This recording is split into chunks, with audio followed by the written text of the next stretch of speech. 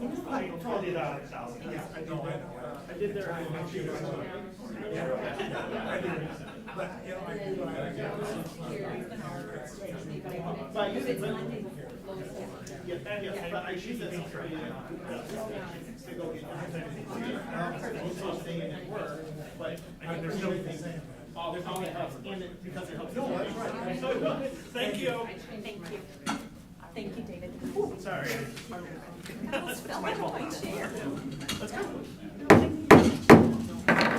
The time is 6 p.m. We're going to begin this meeting by standing for the pledge.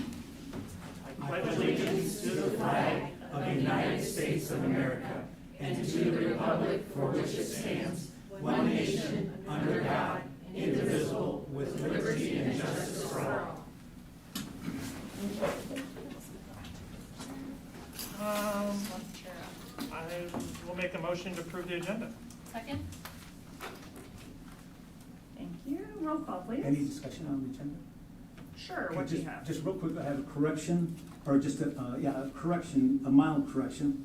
Under, I don't know if you want to pull the minutes up or not, but I have it right here in front of me, where President Eastman noted that Director Castro emailed these questions ahead of time and set up a meeting for 5:30 p.m. with our district administration to discuss this, and did not show up for the meeting. Okay, I admit that I was late for the meeting, but before the meeting, Dr. Morse quickly answered my questions succinctly, professionally, and so I was late for the meeting, but a meeting did take place between Dr. Morse and me. She answered my questions, so I'd like to just correct it to say that a meeting did take place, and I don't know how to enter that or what to do with that. Okay. The only thing I could say, Paul, is that it's obviously by you talking, it's not recorded, and that doesn't correct the minutes stipulation, but I can let, But it's on public record. yeah, I can let Dr. Morse respond if she's further. I think our board secretary can make note of that. Thank you. Yes. All right, roll call, please. Director Castro? Yes. Director Jenkins? Yes. Director Dorder? Yes. Director Eastman? Yes. Director Lynch? Yes. Director Pevich? Director Smithson? Yes. Motion carried 6-0-1. Thank you. That brings us to 3.01. A massive congratulations goes out to our senior Charles, or Charlie, known to most of us, Silver. He received 7th place in the impromptu speaking at the Future Business Leader of America National Leadership Conference in Atlanta, Georgia. And in case you haven't heard, he is going to be president someday. So, congratulations, Charlie Silver. You continue to astonish us and impress us and make us so very proud as a Bett Bulldog. He is incredible. And he comes to a lot of our meetings, so I'm sure we'll be seeing him starting next month. Brings us to 3.02, our legislative updates. I will turn it over to Dr. Morris. Absolutely. We have the distinct privilege of having Representative Gary Moore with us this evening. We always appreciate when he can take some time out to be with us. I know he's got a lot to share about the last legislative session, and so, Representative, we're so excited you're here. Thank you for taking time out of your night. Thank you, Dr. Morse. Thank you, directors and people in the audience. By the way, as many times I've done this, it occurred to me, I've never told you the story about my original tie to Bettendorf Schools, which goes back 56 years. I grew up in a small town in western Iowa, Voca. When I was in high school, I had a love for government and politics, but I didn't know much about it. My local state representative said to me in 1967, Gary, would you like to work in the Capitol? I can get you a job in the legislature. So I went to the legislature in 1967, was assistant bill clerk over the Senate. And the rest is history. I've had a love for government ever since then, 56 years. My local legislator's name was Representative Burl Scott. He was the father of Randy Scott, who was your very successful football coach and teacher here for many, many years. Randy's still a friend of ours, comes over to our house for dinner periodically, but I thought I'd never have shared with you that tie to Bettendorf schools, because I'm in this job because of my love for government and Randy Scott's dad. So, having said that, let me give you a quick overview of our legislative session. Let's go to the next slide. A lot of people say to me, what is it you do down in Des Moines? Well, to give you an idea, in the House this year, We filed 731 separate bills, many of those were mine. We passed 248 of them in the House, and then as you know, the Senate operates the same way, and we had 172 bills pass the House and the Senate together. Those are the ones sent down to the governor for her either signature or veto. This year our session is 110 days, meaning we get paid to be there for 110 days. You can see we went over 6 days. The last 6 days were on our own dime, and I'll tell you, there's no better incentive to get out of there than when we're paying for our own hotel, meals, travel, and so forth.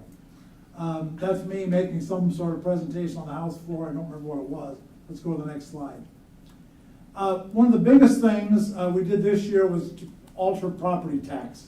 I had a lot of calls from maybe many of you basically saying to us, you guys reduced our income tax last year.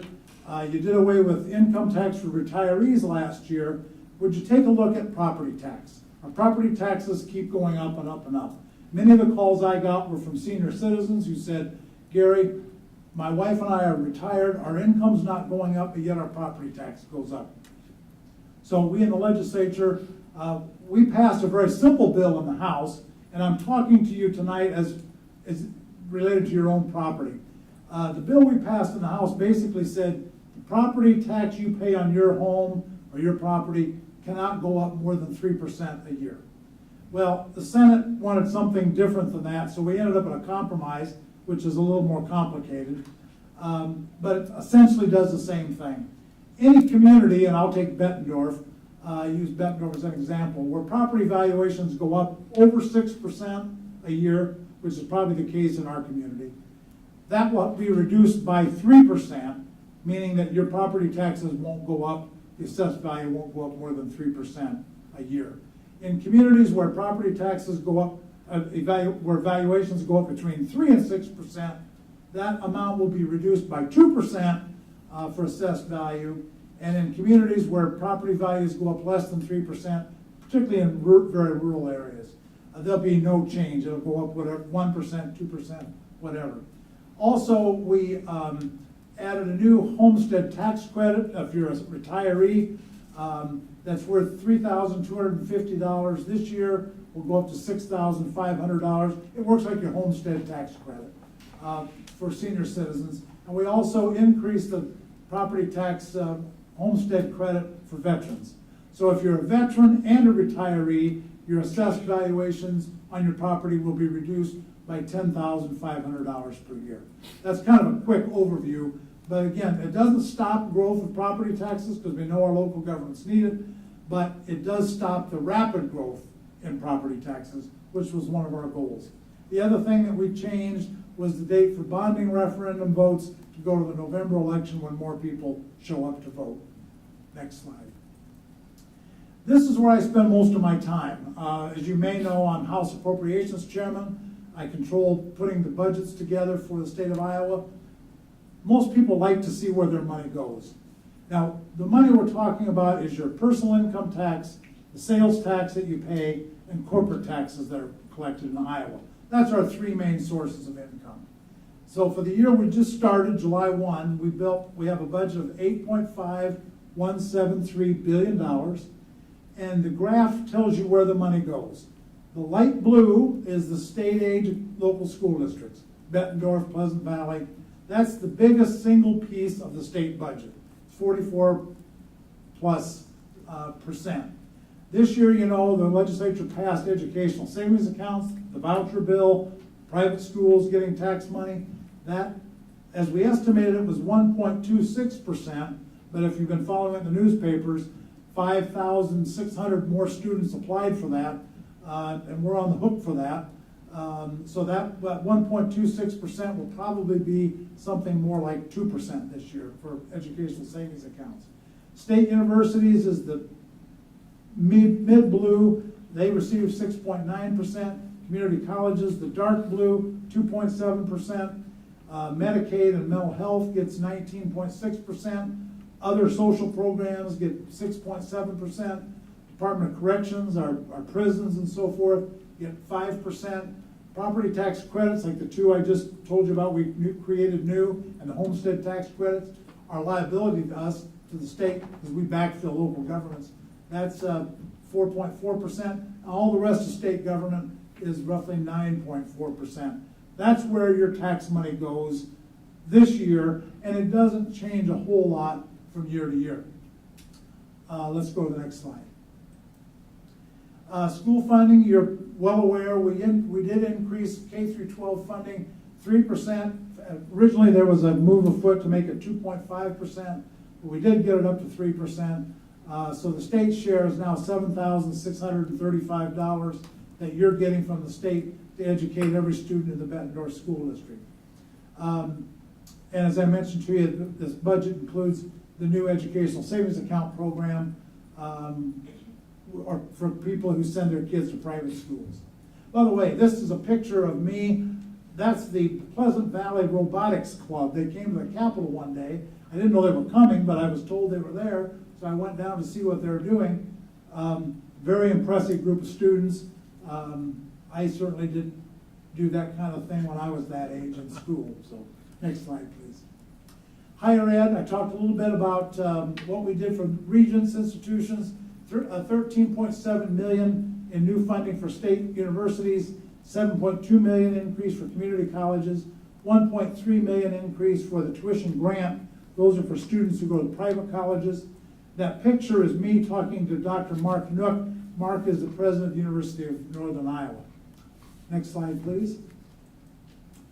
This is something you might be interested in, the Workforce Grant and Incentive Program. We're always trying to help create the workforce that Iowa needs.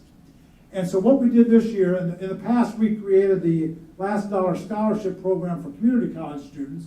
By the way, the community college was my background. I was an administrator here at Eastern Iowa Community College District for 41 years. But we needed to do something for the Regent institutions. So we created a workforce grant and incentive program. What this means is your children, grandchildren, students at Bettendorf, if they go into a high demand job in Iowa, and there's a list of them, nursing, medical, a lot of the medical professions, teaching, engineering, a lot of those 4-year or beyond degrees, they will be eligible in their junior year of college to get $2,000 each semester that they stay in one of those high demand job training programs. And they'll get in their senior year $2,000 each semester. That's $8,000 while they're in college as a grant if they stay in those high demand jobs. If when they graduate, they stay in Iowa and take a job teaching, engineering, nursing, medical profession, at the end of their first year, they will get an additional $2,000. So this incentive program is worth $10,000 to a student in Iowa who goes into one of those high demand jobs. The Iowa Workforce Development Department, working with the Board of Regents every other year, will update that list of high demand jobs. And you pretty much know STEM jobs, you pretty much know what those jobs are. But that's something we're starting this fall at Regent institutions in Iowa. Let's go to the next slide. This was something we created, not education related, but I had a visit from the police chief in Bettendorf and Davenport saying that in Iowa we have 8 correctional districts. 4 of those correctional districts have what's called a high-risk unit. Means it's personnel, specialized officers who help local law enforcement in a variety of ways related to fugitive captures, special law enforcement projects, following people who are on parole. In our area, we didn't have one. And so our police departments have to follow up on all of those people. So it's a double whammy for our Davenport, Bettendorf police departments. Well, here's one time where it helps being appropriations chairman from the Quad Cities. I said, we're going to put that in the budget because our area needs that. If Burlington can have one, why doesn't the Quad Cities have one? The other areas are Council Bluffs, Des Moines, and Cedar Rapids. I got no problem with Des Moines and Cedar Rapids, but there's no reason why the Quad Cities doesn't have it. So now we put $690,000 in the budget, and we'll create a high-risk unit for our area. Also, we addressed, we have a very difficult time hiring and retaining people working in our prisons. And so we added additional dollars there for correctional officers. Next slide, please. Again, I won't go into detail here. We put additional dollars, you've heard this over the last few years, in mental health and substance abuse. We created a new $6.5 million Destination Iowa tourism program, and we continued the $10 million for our community attraction tourism grant program, which is very popular in our communities. Next slide, please. In closing here, I think this is my last slide. And again, this is where I spend most of my money. I can assure you, Iowa is very well managed financially. I told you we created an $8.5 billion budget. For the 13th year, we're going to spend less than what we take in. Our two savings accounts, the cash reserve fund, economic emergency fund, we're required by law to keep 10% of that budget, $8.5 billion, in our savings accounts. So if the teacher in me says, what's 10% of $8.5 billion? But I won't make you answer that. We have roughly $850 million in our savings accounts. And we have a taxpayer relief fund that has $3.55 billion in it, which is what we're using to fund the tax cuts and any unforeseen expenses that come up. So you don't have to wake up, like in some other surrounding states, worrying about the solvency of the state of Iowa. We're very well managed financially. Of course, you'd expect me to say that. Let's see, is there any more slides? Now, if you have any questions, I also have a list here, otherwise I'll stop. If you're interested, just a review of the 9 education bills that the legislature passed, and I'll defer to the board whether you want a synopsis of those or just want to continue on. I've read through them. I'm pretty familiar with them, but if anybody else wants to hear about them. That's great. I don't need to talk about them, but I thought coming here I would offer that to you. But certainly, I thank you for having me. Thank you. Call me at any time if you have questions. I enjoy representing you in Des Moines, and look forward to next January when we go back. Here, can we get a copy of what he just? Yeah, I can get a copy out to you. I'd like to just have. You've got it, can you print that off? Yeah, I will post that on the board agenda Sure. after the meeting. Great, thank you. Yeah. Thank you. Great. Thanks. Gary, I'm not going to throw any questions at you, just a couple statements. You're Yeah. obviously aware of the role Scott County Community College play, or Scott Community College East and Iowa Community Colleges Yeah. play.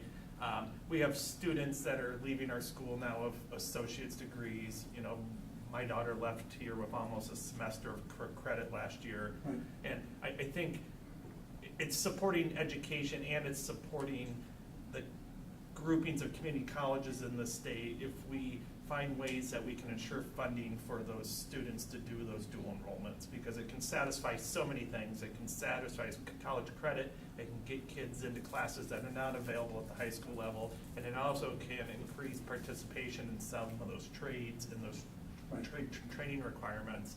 So I would love the state to continue to look at maybe protecting a funding source for that. Sure. Because it's commonly coming out of general budgets right now, and the general fund. And the other thing I just want to say to you, the state's done a lot of changes in mental health funding here in the last 2 years, and I think there has been a lot of progress. I would love the legislator to know as a whole the amount of the work that's going on in public schools of mental health, whether it being counselors or our nursing in our building, and the amount of work that's being done in schools, and removing the competitiveness of that funding, and accepting that schools are very much a integral process of the mental health process in Iowa, and just bringing some funding into that, because the fact is it is going on in our schools every day we're open. Right. So. Absolutely. Good comments. Thank you. Yep. Yes, thank you. I just want to say thank you. You are always a phone call away. You've always been there just to talk through things, answer questions so we can better understand things. Your support of myself and our local superintendents in the area in that collaboration with EICC and the concurrent dual enrolled program has been instrumental to its success. We were at the Capitol this winter. You took a large part of your day to sit with us and talk with us, and I can't thank you enough for what you do and how you've always been supportive of our district, so thank you. You're welcome. I have one request of you, not for tonight, Great. but when we passed this bill, I thought I got to ask my school districts. One of the things we did that I supported was to allow you more flexibility in the categorical funding. We funded about $260 million. And it's very specific that you can only spend it for professional development or various other categories. And we wanted to give you more flexibility in that. You probably haven't changed things much, but sometime in the next year, I would just like to know if that's helpful to you by giving you more flexibility, and what areas you decided you needed to put more of that money into. It's not critical, I just want to know if that was helpful and how it was helpful to you. Not tonight, but sometime in the next year. Sounds good. Thank you. Thanks for being here, Gary. You bet. Thank you. Perfect. Thank you. Bob's gonna watch that for us. Bob's gonna watch that for us. All right, thank you very much. That brings us to 3.03. At this time, any member of the audience may address the board with comments about items of interest or concern. Citizens wishing to address the board during public comment must complete the public input form located in the back corner of the room in its entirety prior to speaking at the podium. Please state your name and please limit your comments to 3 minutes. As a reminder, Iowa law prohibits discussing specific employees or their job performance. We caution those making public statements that what they say could violate the rights of others under the laws of defamation or invasion of privacy. And if they're unsure of the legal effect of their remarks, they can seek legal advice independently prior to making those comments.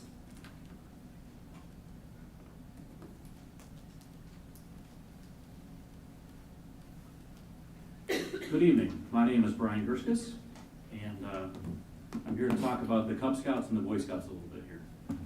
I am a Bulldog. I am a Terrier. I was one of the first Nordenites to go K through 5. When I first was at Paul Norton, it was called North School, so in the Wayback Machine. So my son Jack is here with me as well. So my role tonight here, I am a Cub Master, I am a Scout Master, I'm Vice President of Membership for Iowa Boy Scouts of America. Our Cub Scout program through Bettendorf schools, or our students that are Cub Scouts in Bettendorf schools, our program is dying. We're on life support, and we need your help. Currently, right now, at Neil Armstrong, they have a Cub Scout program combined with Mark Twain. We have 32 Cub Scouts. Grant Wood used to have a Cub Scout program. It no longer exists. Herbert Hoover has 8 Cub Scouts. Paul Norton, go Knights, has 37 for a combined number of 77 Cub Scouts. I need to do better at my job. I'm failing our Cub Scouts. We all need to do better for the future farmers of America, the Girl Scouts of America, 4-H. We need to embrace all those youth civic programs. Our children need it. That is why I'm here tonight. We've been working with the district to have more opportunities for membership, but I think we can do more. Cub Scouting is one of the few places where we can talk our scout sign. I call it God, family, and country, but it's actually duty to self, duty to others, and duty to God. Our kids want to do fun things. They want to camp. They want to play in the mud. They want to do bow and arrow. They want to do pocket knives, that type of stuff. So boys can be boys and girls can be girls. We have a lot of girls in scouting. My daughter is one of the first Cub Scouts out there, and she just bridged over to Scouts BSA. Jack is a Life Scout. He's also a sophomore here at Bettendorf High School. He's got more merit badges than you can shake a stick at right there. I'm sure there's a lot of people that have volunteered in scouting here previously. Or does anybody know any Eagle Scouts? Raise your hand if you do. Mr. Farmer has some. Oh, around the room. Holy cow. So I just want our program to do more and do better. Jack's going to hand out to everybody a challenge coin, and I challenge this group of the board to help us do more, help us embrace scouting if we can. And the whole purpose of a challenge coin is to keep it in your right pocket and move it to your left pocket. In scouting, we want to do a good turn daily. And we hand these coins out. If you read it, it's going to say Pack 199, Troop 199, and it's for excellence. This board can do excellent things, and I'm asking for your help. So as you do excellent from one day to another, you move that coin from your right pocket to your left pocket after you do something awesome and help someone else out. So I think I'm out of time, but I thank you for giving me the opportunity to speak tonight. Thank you, thank you. Can I ask Mr. Kurskas a question? It's, well, I caution you not to, because it's not an agenda item, so we Yeah, can't correct. respond, But if unfortunately. we can help you do something, let us know. What do you want us to help you do? That's what I was gonna ask you, but I understand. Yes. I understand. Can I answer that question?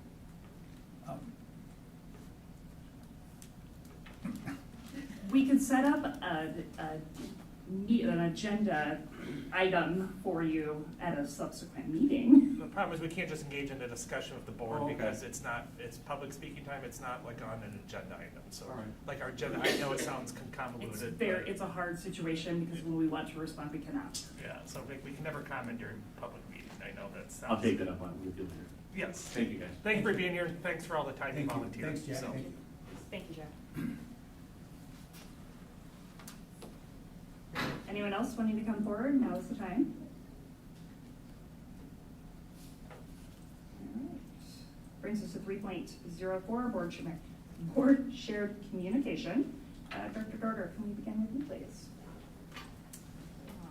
I don't really have a lot. I just want to thank everyone who have, I know there's been a lot of work going on in our schools and our teachers and our staff over the summer, and I'm really looking forward to the back to school, and I just want to thank everybody for all the hard work they're putting in leading up to it, because I think it's going to be a great start to the year. So, thank you.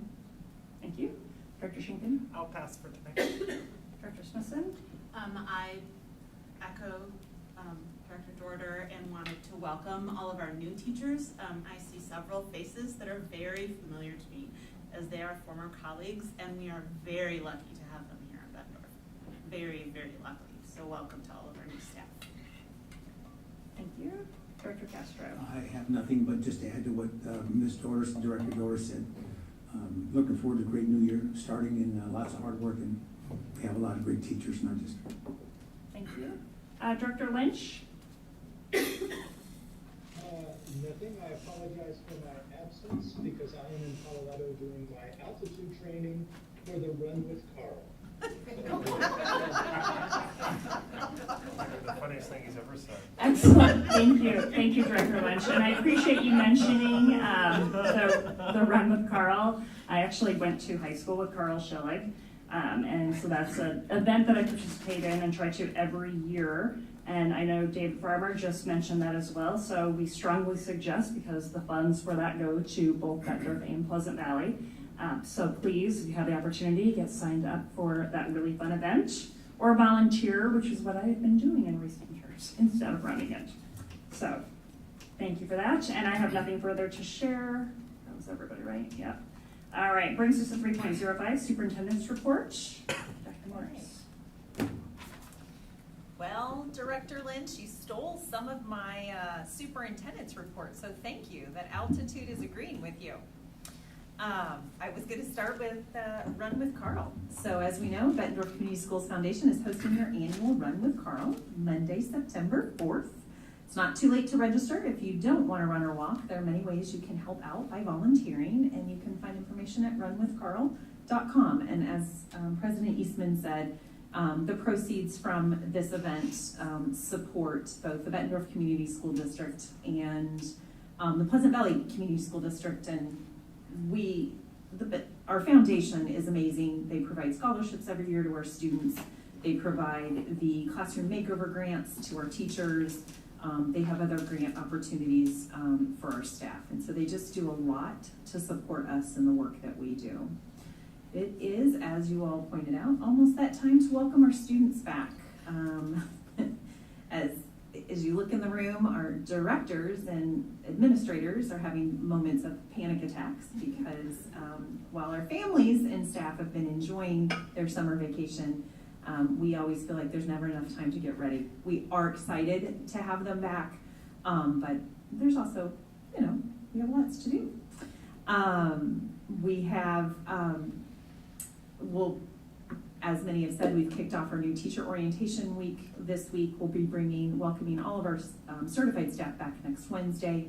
Mark your calendars for Benton middle schools. Unpack Your Backpack or open house is Thursday, August 17th at 5:30. Our elementary schools, preschool and grades 1 through 5 are welcoming their families for Unpack Your Backpack Monday the 21st at 5 o'clock. Kindergarten will have their own special Unpack Their Backpack on Wednesday, August 23rd.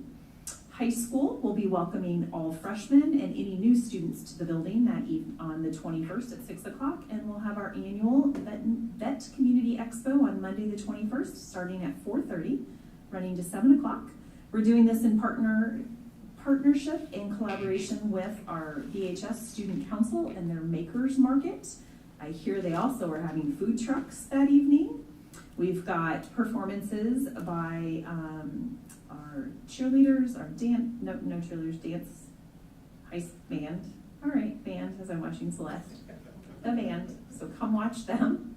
There will be lots of informational booths about different community resources for our families, as well as some of our own staff who have side businesses will be sharing all of their amazing work that they do when they're not teaching. It's also that time of the year. We're about ready to kick off all of our fall sports. The fall sports kickoff event will be Friday night, August 18th.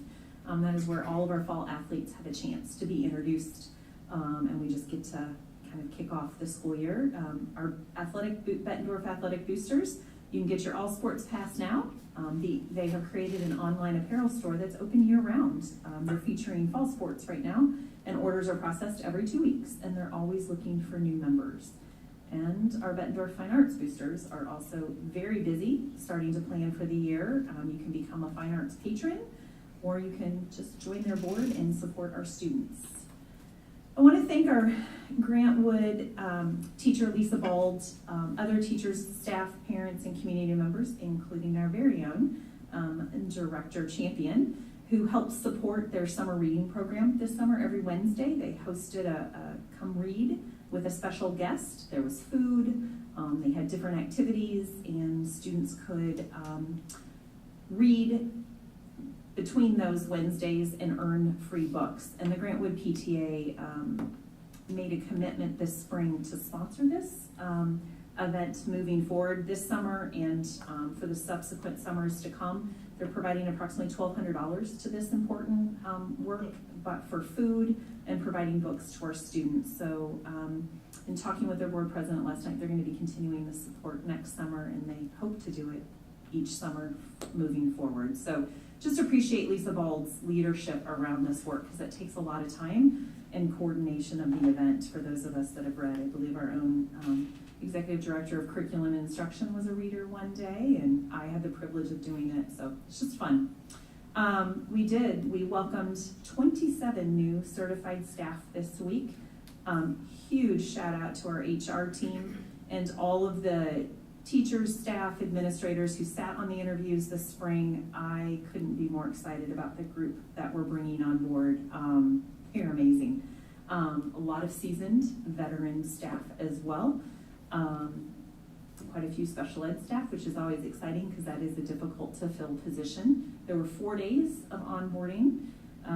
They had professional learning around all kinds of topics: HR, the most important thing, payroll, financial planning. A former Bettendorf teacher who is now in the financial world came and just kind of helped them navigate some of those ins and outs around how do you navigate the financial planning with your IPERS, but also what else do you need to do to be ready for retirement. And it's something that brand new teachers don't always think about when they first come out because they're overwhelmed. So it was a wonderful way to partner with a former Bettendorf grad who's still in our community, grad and former employee. Curriculum, they had overviews of the curriculum, our MTSS, special education, student services, all our IT department, our director of technology spent a day with them, helping them get all their accounts set up and navigate our systems, which there are a lot of online platforms they have to navigate as new teachers. So it's just, I want to thank the entire team that coordinated it, planned it, and executed it. The feedback I heard from staff, from the new staff, was most well organized. For some that had been in other new teacher orientations, most well organized, very relevant training, and so it's always good feedback to get. But I also want to thank our partners and folks that collaborated with us. Essentra provided lunch on the first day. McDonald's provided breakfast for our teachers on the first day. Our community, Bettendorf Community Schools Foundation, for the past, I think, 3 years now. This was the third year, right, Miley? I believe they provided, the third year they gave our new teachers t-shirts. So every new teacher got their first piece of Bett swag, and they got these awesome t-shirts. And I want to thank BEA for hosting breakfast on the second day for all new teachers. And we will be celebrating and welcoming our new teachers with our city partners at the Family Museum tomorrow. Pleasant Valley teachers and new faculty to Scott Community College will also be part of that. We'll be at the Family Museum at 7:30 tomorrow morning as a way to round out the week. As we've shared, we started a new process for incoming kindergartners. We set up, they have been provided a one-on-one appointment to come in with either a current teacher or a recently retired teacher for some screening or some assessments to help us get to know them, help us really get ready to start working with them. And that is going on at our buildings right now. It gives our students and families an opportunity to get into the building, to meet our students, get a baseline. We're looking at screening literacy and math skills, and we're just excited to have that opportunity. The first day our kindergarten students will join us will be Thursday, August 24th. So happy. Letters training still going on. Can't thank the board enough for their support of this important work. 70 of our certified staff across preschool through 5th grade have completed all components of Volume 1. And we have 23 certified staff that just recently completed the live portion of Volume 2, and they're almost done with Volume 2. And I probably missed some numbers somewhere, but those were some recent numbers that Rhonda Nelson, our coordinator of curriculum instruction assessment, shared with me recently. And I'm super happy to announce this next piece. Sorry, my report's long today. It's what happens when you don't give me a mic for a while. As you know, we were the recipient of 2 grants for social emotional behavioral health last year, both from the state, but different funding sources to the tune of about $250,000. One of those grants was to help us provide professional learning and develop a therapeutic learning center at the middle school. Well, we applied, and then we had the opportunity to showcase that program to 2 state consultants, and then we're invited in July to speak to the State Children's Mental Health Board, and we've recently been selected to present on our program at the Iowa Best Conference in Des Moines in October. Well, we just received our intent to award letter for the second round, or for the third round of funding for this grant, and we are happy to report we'll be receiving a little over $572,000 to continue the work. It will be formally announced Monday, on Monday. It's going, once they give your intent to award letters, districts that didn't receive it have about 14 days to appeal if they want to, and so we're going through that process. We received the second highest grant amount of the 6 districts that were funded, right? Only second behind Iowa City, is almost 3 times our size. So this will allow us to expand the work to high school and to our elementary schools. Huge kudos to the team, Sarah Harris and Jen Best, and Karen, Allison, to everyone that helped us write that grant and get that grant. One of the fun facts, as Sarah pointed out in the application, as we worked with our state consultants and we're at the Children's State Mental Health Board, we noticed that the application had been slightly modified, and we found some language from our grant and from our work that they had used in this year's application. So that's always a compliment when they think you're doing something well. But yeah, close to $600,000 to expand this important work. So very happy, and thank you to BMS and their leadership team and all of their staff for their willingness to be vulnerable to that learning, to be persistent in that learning. I think we did great things for kids there last year. That program is so valuable. I'm really happy to hear, incredibly happy to hear this. That program is an invaluable program. Thank you. We're excited. I've been dying to tell you all. We just had to wait, and we got written permission from the state that we could release it before the 14th. I'm like, we have to, it's a board meeting. Anyway, I'm almost done, I promise. I will stop babbling. All teacher in-service week.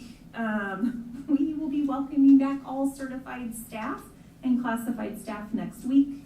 District and building administration have a wonderful week of professional learning planned. There are over 25 differentiated professional development sessions planned, pre-K through 12th grade. Like differentiated by level, preschool, elementary, middle, and high school, differentiated by content level. Counselors have some training, nurses have their training, special education, elementary. I mean, just looking at the schedule is overwhelming, so kudos to our Director of Curriculum and our Director of Student Services for the work that they've put in to getting all of that planned. We will have our all districts welcome back Tuesday, August 22nd. It'll start at 9:15 at the Waterfront Center. If y'all are available to come and attend, we'd love to have you there. President Eastman will be giving a welcome to our teachers. And I want to thank our city administrator, Decker Plain, and the city and the Waterfront for their collaboration, partnership, and generosity for the use of this beautiful facility. We will have our entire staff down at the Waterfront. We do have a keynote speaker coming in, worked with some high school staff and high school administration on a recommendation. And the individual that will be joining us, Patty Hendrickson, was a keynote at many different events, but our staff heard her at an FBLA, like a national FBLA conference, and found that she just was positive and had a very relevant message for our staff. So excited about that. And then we're going to host lunch for all of our staff back here at the high school by the VHS sign between 12:15 and 12:30 on that same Wednesday. And directors, if you're available, want to come help us cook and serve food to our staff, we always would welcome an extra set of hands. And I know our staff would love to see you. So I'll get more information out in writing to you about that. But here we go. I mean, it doesn't slow down from here, and we are excited to welcome students and staff back in the coming weeks. And I am done. Thank you. Thank you. That brings us to 3.06 BEA. Welcome. Are you speaking on their behalf? I am. Emily is not feeling well. No worries. So she sent me hers and asked if I would read it, and then didn't tell me that it was like 4 pages long. No, it's not that bad, I promise. She said, "Good evening. I'm sorry I'm not here this evening. I'm trying any and all things to get my back better before students come back. This month is met with a variety of feelings from teachers, and I'm confident in sharing that teachers are anxious and excited to get in their buildings and classrooms as they prepare for the upcoming school year. Many teachers participated in the district's buyback day on Friday, August 4th, where they started preparing their rooms, unpacking curriculums, and if they were anything like me, leaving their classroom a bit more messy than they started the day with. We thank all the staff that worked this summer to prepare our classrooms for another amazing school year. Member highlights and recognition. One thing that they would like to bring to you each month is our member highlight and recognition, where we share some amazing things that our members are doing in their classrooms.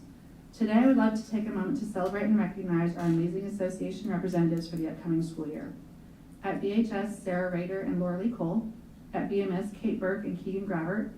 Paul Morton, Rachel Bradley, and Joe Trezino. Herbert Hoover, JC Sullivan, and Melissa Simpson. Grant Wood, Lori Dondonville, and Heather McCoy. Mark Twain, Kara Kramer, and Mary Wendell. Neil Armstrong, Holly Moreland, and Paula Houston. I would also like to celebrate and recognize our new Vice President, Melissa Randall. An organization update. It's been a busy week for our BEA executive team and association representatives. Monday, we held our yearly training for our association representatives.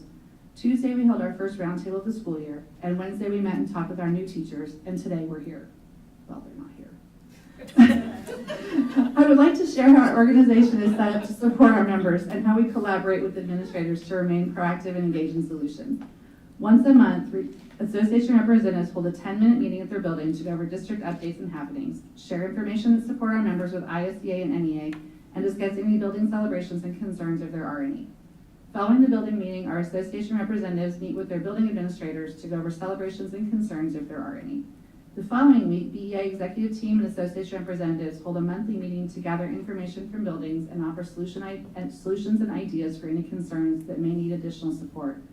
Then BEA executive team meets at a roundtable to share celebrations and concerns, and the district also shares and updates our team to bring back to our members. Having this proactive and collaborative system in place allows us to work jointly and support our teachers on many levels. While we are a collective bargaining unit and advocate for our members, we are so much more. We look forward to an exciting 23-24 school year. Looking ahead, we have several things happening. During the week of in-service, association representatives will be touching base with the members in their building, and they'll be giving a gift card to the coffee shop across the street. We love supporting local businesses when we can. Our first BEA meeting of the year will be September 6th at the high school. I hope everyone enjoys and savors each sweet moment of summer before returning on August 16th, and I look forward to seeing everyone. And that's it for BEA.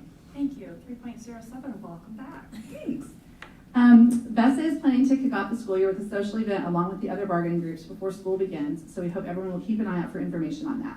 We really want to focus this year on continuing to maintain those strong relationships between our three groups this year, as we are one large family. This year, the BESA Executive Board will be comprised of 3 members, combining the position of Secretary and Treasurer for the 23-24 school year. I want to thank our Vice President, Kathleen Van Horn, and our Secretary Treasurer, Melissa Hart, for their hard work this summer planning for the coming year, as well as their work on our peer mentoring program. The 3 of us will serve as the initial mentoring team for our secondary paraeducators. Excuse me. Our building representatives this year so far are Amy Osborne-Shevler at Mark Twain, Melissa Hart and Kathleen Van Horn at BMS, and Sarah Paris joins me at the high school. We hope to add representatives at our remaining buildings early on in the school year once we have a chance to meet with our members. These positions are extremely important as they meet with our building administrators, as well as act as building liaisons with our executive team. We will meet with Dr. Morse and her team for our first roundtable meeting of the year on Monday, August 14th. We will work through some of the final details for the launch of our pilot of our peer mentoring program. We anticipate our first meeting with our pilot group in September. Our first meeting of the year will be on Tuesday, September 5th, and we'll continue to meet monthly on the first Monday of the month throughout the school year, with our meetings being open to both current and potential members once each quarter. Our meeting dates will be published on our Facebook page this weekend. We look forward to a great start to the school year and look forward to welcoming all of our teachers back to the buildings on August 16th and our classified staff on the 21st. Thank you. Thank you. Thank you, Melissa. Thank you. All right, 4.01. I'll make a motion to approve the consent agenda as presented. Second. Thank you. And Dr. Morris, you had a... I did, because I figured you were tired of me and my suits report, so I just break it up. Melissa, you did a beautiful job for both you and BEA. On tonight's consent agenda for your review and approval, under the administrative recommendations for personnel, there are what appears to be quite a few positions, part of which are restructuring and part of which are new. I'm going to start with the easier of the two, the approval to hire at the very end their elementary positions. So as you'll see later on in our strategic plan update presentation, if you remember last year, we talked about for our priority 1 of organizational coherence and the district priority of establishing strong systems of multi-tiered systems of support. Out of that work came this new kind of restructured teaming process of developing building leadership teams, and at the elementary level, building leadership teams that would also be supporting the work around PBIS. At the secondary level, middle school and high school, because those buildings are much larger in size, they have building leadership teams as well as PBIS teams. And I'm going to look to staff in the audience to correct me and add whatever I leave out, or correct me if I misspeak, because I don't want to misrepresent.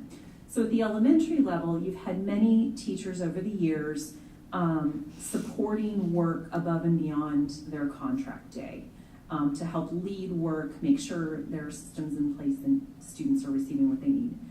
Through looking at our teacher leadership compensation funding that helps, which provides funding for our instructional coaches, Jamie's done a lot of work to look at that and restructure that so that we can add consultants that have special education background, or coaches that have a special education background, as well as create additional opportunities for teachers to lead by serving on these building leadership teams. And so for these positions that are on there, they will be funded in the elementary arena through the teacher leadership compensation funds.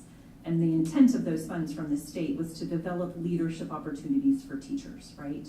And so we think this is a perfect match, and we're by no means through all the schools yet in selecting those members, but teachers have the opportunity to express their interest in being in those positions, and then working with district administration, HR, and building administrators to select those various team members. So that's over the coming agendas, you will start to see these positions come in. So we're excited to offer other opportunities for teachers to serve in leadership capacities, even though they may not want to be administrators. Did I cover the elementary correctly, Jamie? Did I leave anything out? No. Okay. And the funding is backfilled from the state. It's specific through the portion of it. categorical funding for teacher leadership compensation, or TLC dollars, Okay. And- not general fund dollars. And can I ask, have there been leadership teams like this in the past? They've had leadership teams, they just haven't received stipends for the work. So we're paying our teachers for the time up, above their contract time, so we're Yes. compensating them for that. That's, yeah, I That is appreciate accurate. that. Yes, so now they, like their secondary counterparts who have had what are called Schedule D stipends for various roles, will now have access to stipends for serving as building leadership team members.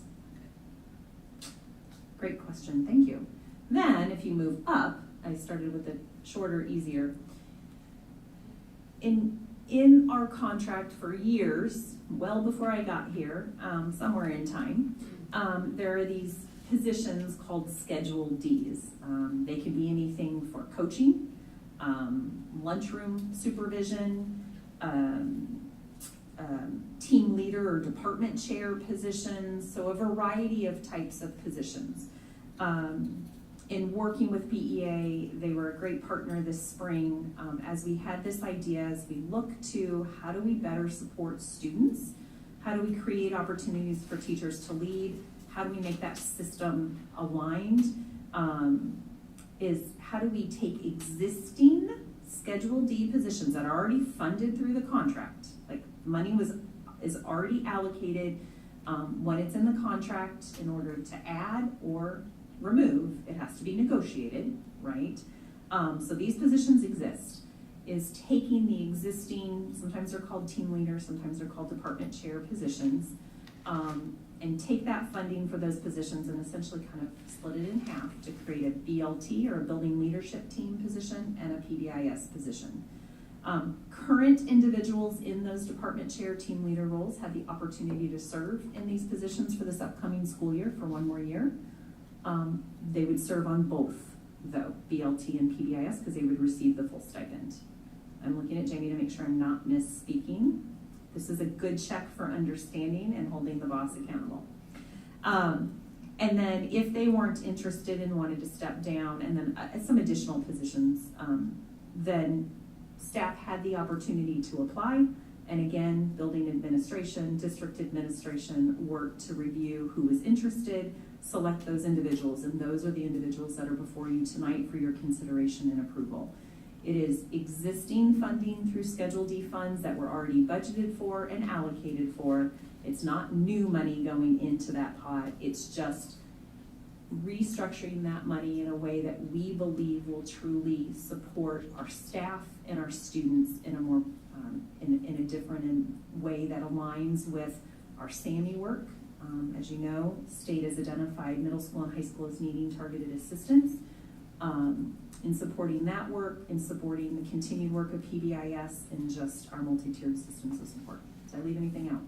And can I just, Oh, I think Jamie wanted to say. You're not gonna see right now the middle school positions up there, so we took the middle school and did very similar. The high school had a little bit, we looked at the number of positions that were at the middle school and the high school and took that money and combined it as the pool of money that we were working at. Worked with BEA to split that up into the different roles that the buildings needed.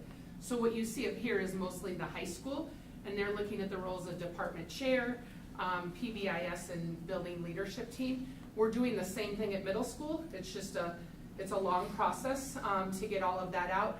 At middle school, they're going a little bit differently with that and just looking at that BLT and the PBIS positions. And those teachers were given that same opportunity that were in those team leader positions to keep that for one more year, with the idea that they would serve on both of those teams. And actually today or tomorrow morning will be posted those remaining positions that we have open for PBIS and BLT. So that's why if you're looking now wondering why it's only high school that you're really seeing there, middle's coming. It's just, it took us a little bit longer just to work through what that needed to look at, or what that needed to look like at that building to support and make things run a little more efficiently. And I just want to clarify, you worked with BEA Yes, to restructure all this, so this was Yep. done in conjunction and working with them. correct. Okay. Absolutely was. Correct. Yep.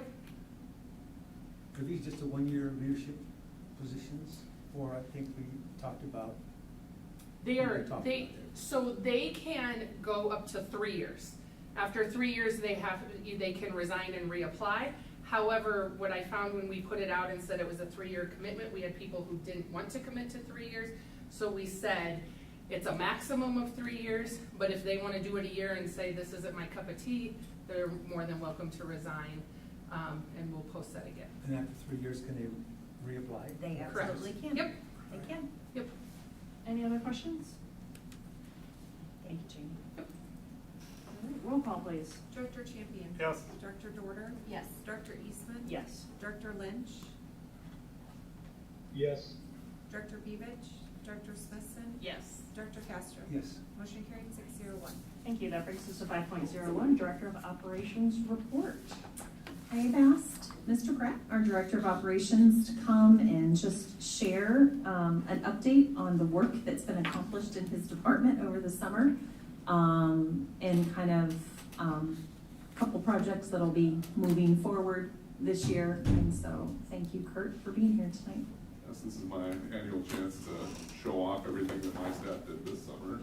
It just Hopefully. disappeared. I'm not gonna be good at winging this, guys, I'm not gonna lie to you.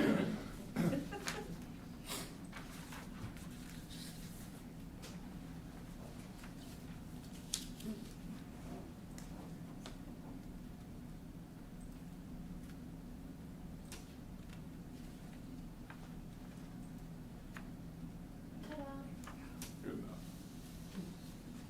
On we go. So if you remember, one of our big projects this year was the HVAC replacement at Armstrong. We bid that and approved that, I believe, back in the spring. Funded with ESSER dollars. It's 5 new rooftop units. That building actually had 4, but we asked them to add a separate unit for the gym, so the gym and the commons are not shared. Gym was always cold if you'd been in there at any point in time. And Yes, it was. so when the engineer did the work, they actually said, yeah, we actually believe that unit was undersized originally. And so be a good change move for the building. Keep going. So those are our 2 new boilers and 2 new pumps. So if you remember, that building was electric VAV heat. So we were spending $60,000 a year in electricity there. So we will now be spending more in natural gas, but hopefully the natural gas costs are much less than the electric costs. That's the gym. You do see, this photo was taken Tuesday, I believe. That is ductwork still on the floor, and those are the cafeteria tables in there. But I've been told by many people will be ready to go on tomorrow, Friday. They will be done. That's what they've said. This is the commons. I've been told that there is ceiling dropped in this as of this week. I was going to go down and check on that tomorrow. But we're going right up to the deadline.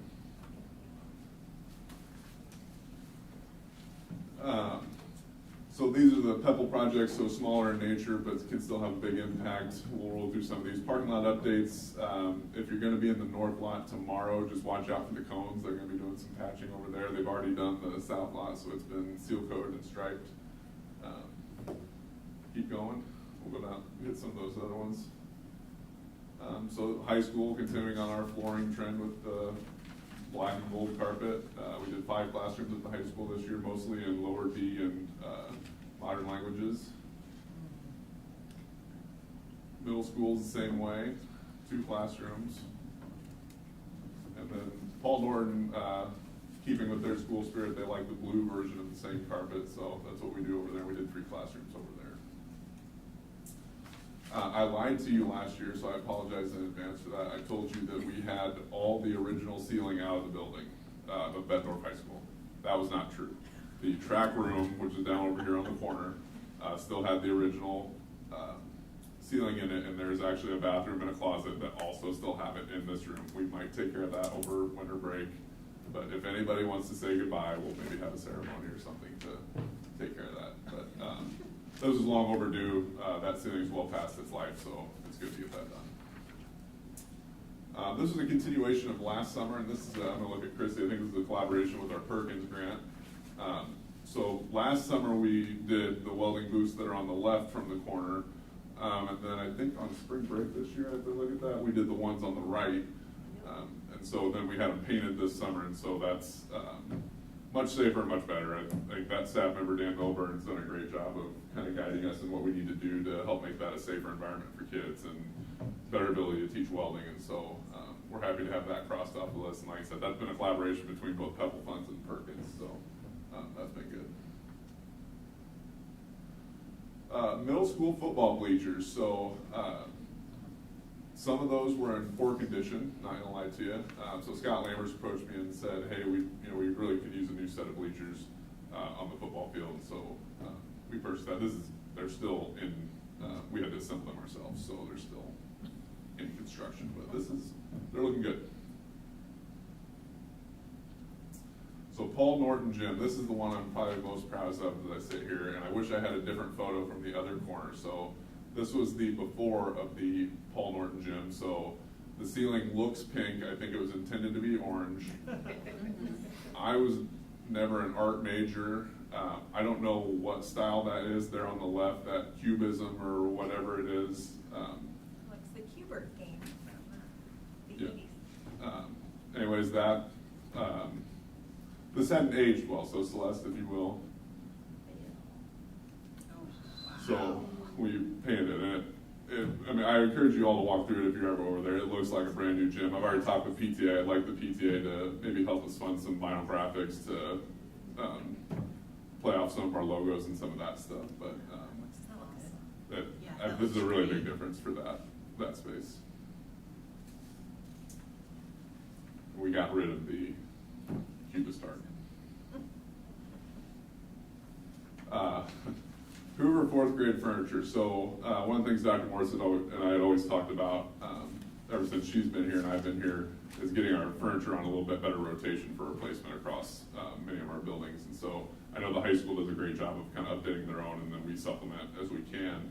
But the elementary schools maybe don't have as much building budget to facilitate those. And so a lot of Hoover's elementary furniture was original still to the building. And so I sat down with Corey, Principal Esbaum, and said, where do you want to start? Do you want to start lower levels, or do you want to start at fourth grade? She said, let's start at fourth grade.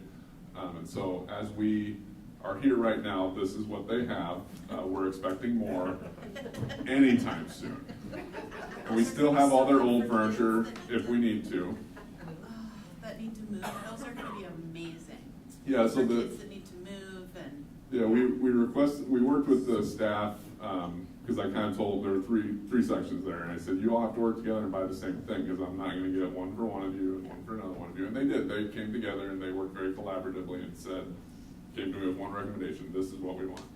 And so then I took the pieces they wanted and found alikes within 3 different manufacturers so that we could get our best bang for the buck, if you will.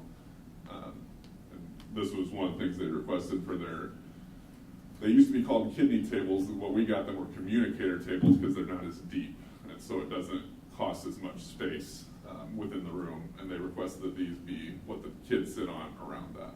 But there's nothing to say a kid could use this at their desk. So we will, maybe in Friday Facts, provide some more photos and updates once we get all of it in. But yeah, right now they've got 6 stools. 6 This is also a request from Principal Esbaum. She wanted to put a fence around their new playground for some safety purposes, and so we facilitated that for, I believe that is it for summer Pebble projects. Does anybody have any questions on any of that? There's other things we did. These were the larger things that were photographed easily. I mean, I could show you some new mechanical systems or other things, but it's not going to photograph well. Thank you to you and your team.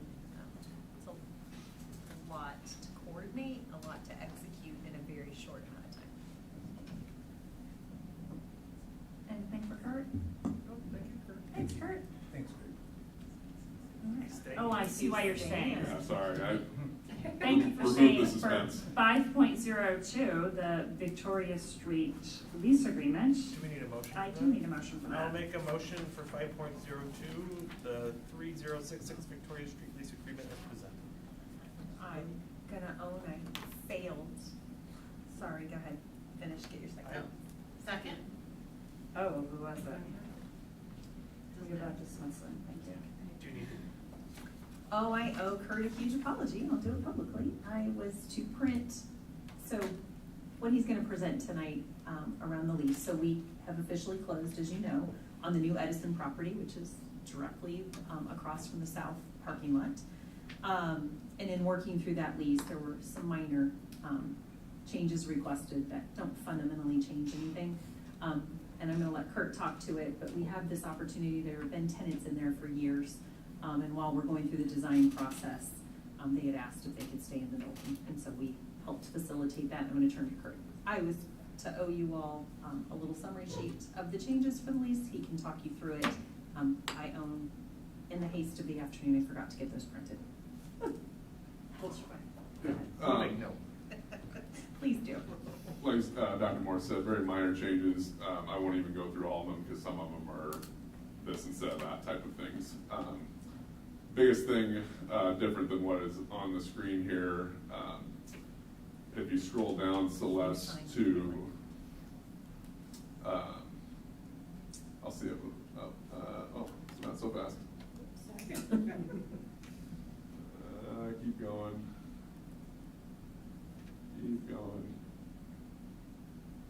Keep going. Go to identification if you can find that one. Oh, stop here though. Under leases, default, and possession, the owner or the tenant of the building requested, there's a line in here that basically says if they were to default, we get to keep all their furniture and equipment and kind of hold it ransom, and they requested that be taken out. So I said, yeah, I think that's fair. Seems agreeable. So they requested that be taken out. So that is out of here. Keep going, Celeste. Under disputes, they requested that if mediation, that the mediation line be taken out, that if we can't negotiate among ourselves, then it goes to the court system, which is fine. And then indemnification, they wanted the last line of that paragraph struck out because basically it was, we were trying to hold them accountable for any defects within the building, and my thought process originally in having that line in there was, as Dr. Moore said, they've been the tenants forever. If anybody knows about any latent defects or anything with the building, it's gonna be them. But they stipulated that we were never the owner of the building, and so we don't feel like that burden should fall upon us, and so I agree with that. And I think those are the three biggest. Like I said, everything else was some very minor changes. We do have one of the important things, both as I kind of negotiated with the existing tenant, we do have the ability to give them notice of 60 days to vacate. So this lease will go through January 31st. I'm projecting that we should hopefully start construction sometime hopefully in February. They had requested that that be the timeline anyways, and so I said, well, I think that's gonna line up pretty well for us, so I think we can agree to that. But we both said, if for some reason we need you to be out sooner, I said, how much time would you notice would you like? They said 60 days would be good, so we wrote that into the contract that if we were to be able to start construction sooner, which again, I'm not predicting or anticipating, that we could ask them to vacate within 60 days. Any questions for Kurt regarding this? Yes. Go ahead. Go ahead, Richard. Just a clarification, as I was scanning through the document that's attached to the agenda, it appeared to still have the mediation language in that paragraph. Yes, Director Lynch, that is accurate. What we said was this got posted on Tuesday. They, in just the last 24 hours, asked for some changes. Instead of pulling this off and waiting, waiting till August 28th. For me. Yep. And I would say I stated the lease agreement as presented, and by presented I mean globally, as in what Kurt has walked So we'll have a document that we'll send you and post as well. Any other questions? All right, roll call. Director Dorder? Yes. Director Eastman? Yes. Director Lynch? Yes. Director Pevich? Director Smithson? Yes. Director Castro? Yes. Director Champion? Yes. Motion carried 601. I just want to thank Kurt for all of his time and work on this project. From the moment that the call came, that this project might be a possibility for us, to seeing us through the purchase, and then now through the design process, as well as working with the tenants around the lease.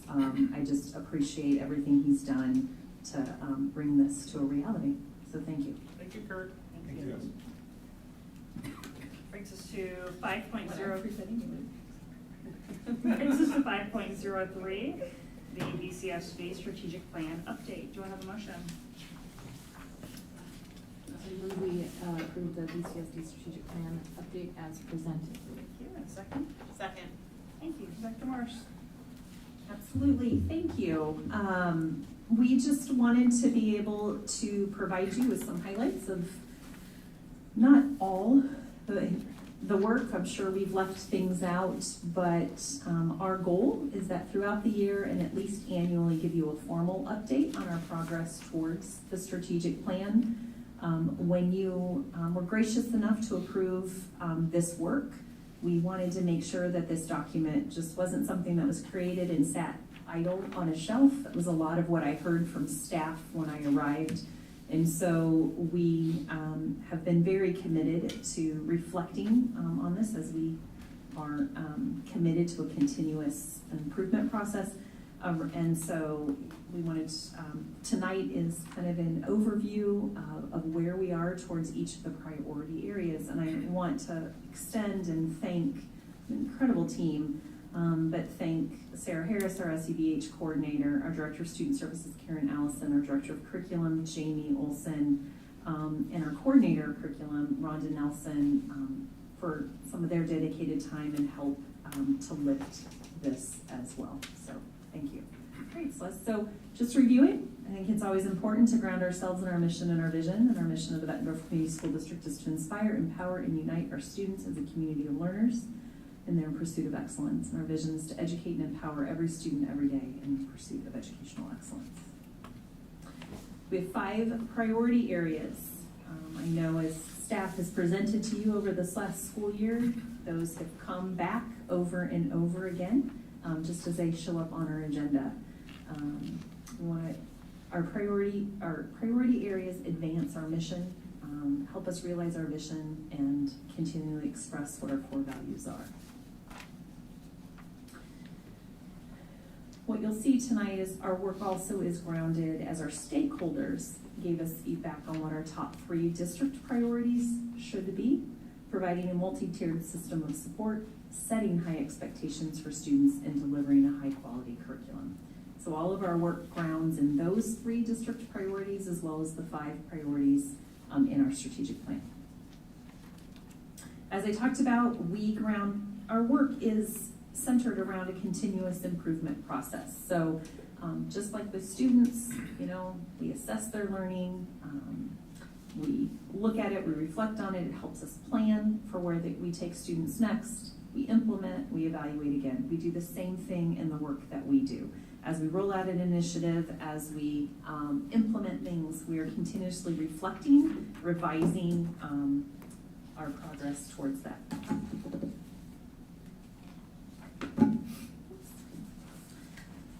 Last year, at the start of the year, we presented this organizational chart to you. This is how, in order to realize and live our priority 1 of organizational coherence, we took the different levels of teaming in our district in order to do the work that we do. This is how the work flows in our district. So we have our executive leadership team at the top, and I'll go into a little more detail about kind of what our role is in the district.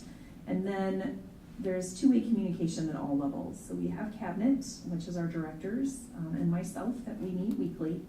We've got our elementary and secondary principal teams. We meet with them bi-weekly.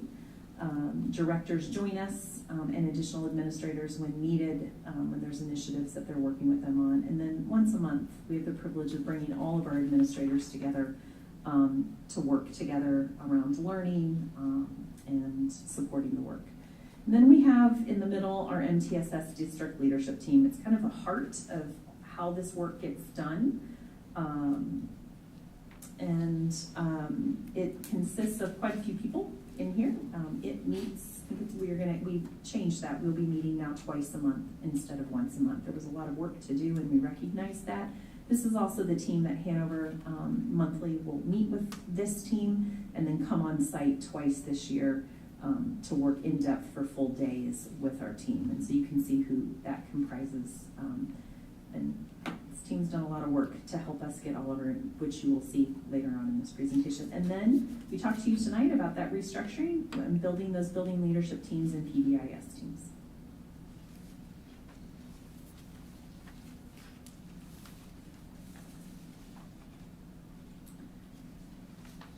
So when we look at our top 3 district priorities and providing multi-tiered systems of support, we have to assess, where are we, where do we need to go, and what do we need to do. And so that district leadership team and our MTSS leadership team are pivotal, and we spent some time this past summer, or past 2 Junes, engaged in a process around the district systems fidelity inventory. Good Lord, after our mix-up earlier today. Which helped us reflect on our progress towards establishing strong systems of MTSS. I'm happy to report, look at this growth. Wow. So there's about 8 areas that are looked at in the DSFI, from stakeholder engagement to workforce capacity, teaming, to name a few. And so our overall score a year ago in 2022, when we closed the year, was at 24% of where we are aligned. This year, it increased to 61%. The 2 areas of greatest growth were in teaming, which, I had those scores and now they're not on my copy that I have. That one, Sarah, do you remember quickly, or I'll get them, but they increased significantly. The two areas that grew the most and where we had our focus, stakeholder engagement went from 50% to 66%, and I believe teaming it grew by we tripled our progress in that area, and I can't remember the exact number. Went somewhere from like 20-some%, I think, to 60-some%, but I think actually maybe higher. I think they'll look for me and tell me. It was on a copy I had earlier. Yeah, thank you guys for having my back. Can I just ask, when you talk about teaming, you're talking about teachers working together to meet the needs of the students? Is that what you're talking about in teaming? So in the leadership teaming, as we're reflecting on our district systems of fidelity of inventory, we're looking at, do we have communication structures in place? Okay. Do people have clear roles? Thank you.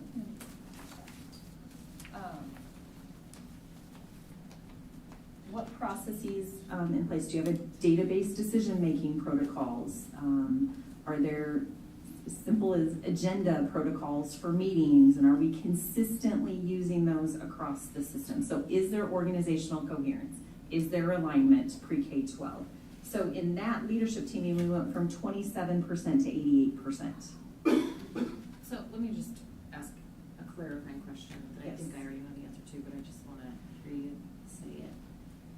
So this, the slide that we're on, 6/13/22, we were at around 24% coherent, organizationally coherently speaking, correct? We were doing, 24% of things well. Is that just PBIS? Or whatever, the PBIS Around districts. MTSS, yeah, our multi-tiered systems of support. Yes. So in we the kind of assessed ourselves, that's baseline. Correct. And then after a year, we reassessed ourselves, and saw much more coherence and much improved. So that score that you're seeing there is looking at the areas in the DSFI of leadership teaming, stakeholder engagement, funding and alignment, policy, workforce capacity, training, coaching, evaluation, and our local implementation. So there's this very extensive spreadsheet, which I'm pulling up right now because I pulled it up on my computer. And so as a group, we have to self-assess. So all leadership team members coming into our day that we spent in this very room, it can get tedious at times, had to assess all of these areas. I'm pulling it up right now. And you score either a 0, a 1, or a 2. And then it takes all of the different section areas and gives you a cumulative score. So across all of those areas. So an example around leadership teaming, one or more members of the district leadership team has the authority to make key decisions. Team members have representation from a range of stakeholders, including at least families, general education, special education, individuals with detailed knowledge about the current social, emotional, behavioral health.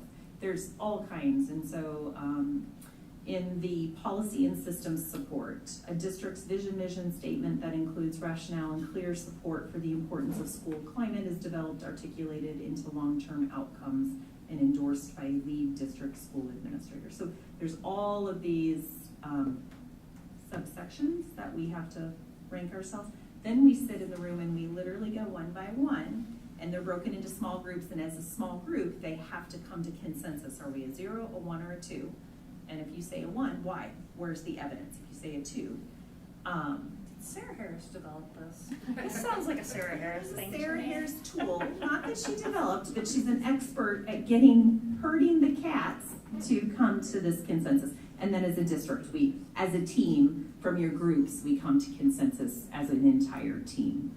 So it's a great way to reflect on our practices. So in workforce capacity, you're looking at kind of your HR place, your HR roles. So in terms of our job postings, our job descriptions, our hiring practices, our interviewing practices, does it reflect our mission and our vision? Does it let those interested in joining our team know we have priorities around strong systems for multi-tiered systems of support academically and social, emotionally, behaviorally? Does that make sense? And so is that aligned? Funding, there's a whole piece on your funding and alignment around, if we say these are priorities, does our budget reflect those priorities, right? And so we all have to come to consensus that when we allocate money, it aligns to what we say our mission and our vision is. Did I do a good enough job summarizing that, Sarah? I'm looking, they're great teachers, and they're very patient with the learner. Well, I will just say I am not surprised at this at all. I don't know if anybody else has felt this over the last year. I mean, I feel like it's palpable, the work that's been done, the coherence that has been building. I feel it, and anybody who watches our meetings and pays attention to what goes on in our schools, you can feel it. Well, and I want to add to that this is work that will lead our district forward, right? One of the things that the board looked at when they were hiring you, and I know from being a stakeholder and putting input in, was that we needed strong leadership to get everybody on the same page. And this is a true testament to making sure that these systems are all aligned, right? There's not this school doing this and this school doing this and this school doing this. And if your administrators are saying, yes, this is in place, right?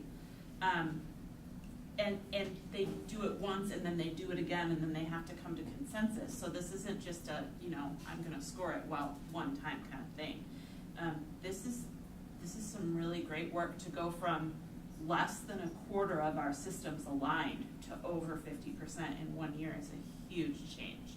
And there are always growing pains when we change like that, but look at this work that has been done and where it will lead our district in the future. Well, it is not possible without the absolute passion, persistence, and skills of every one of our administrators in this district. They're an incredible team who work tirelessly to support their staff on a daily basis, and this is a testament to their leadership. We've done some really hard work, and as we were putting this presentation together, we were like, oh my God, we're exhausted. No wonder we're tired. But it's a good exhaustion, right? Because our whole center and the reason we do this work is for the students that we serve and the staff that we serve on a daily basis. So thank you for the kind words. Okay, thanks, Celeste. Oops.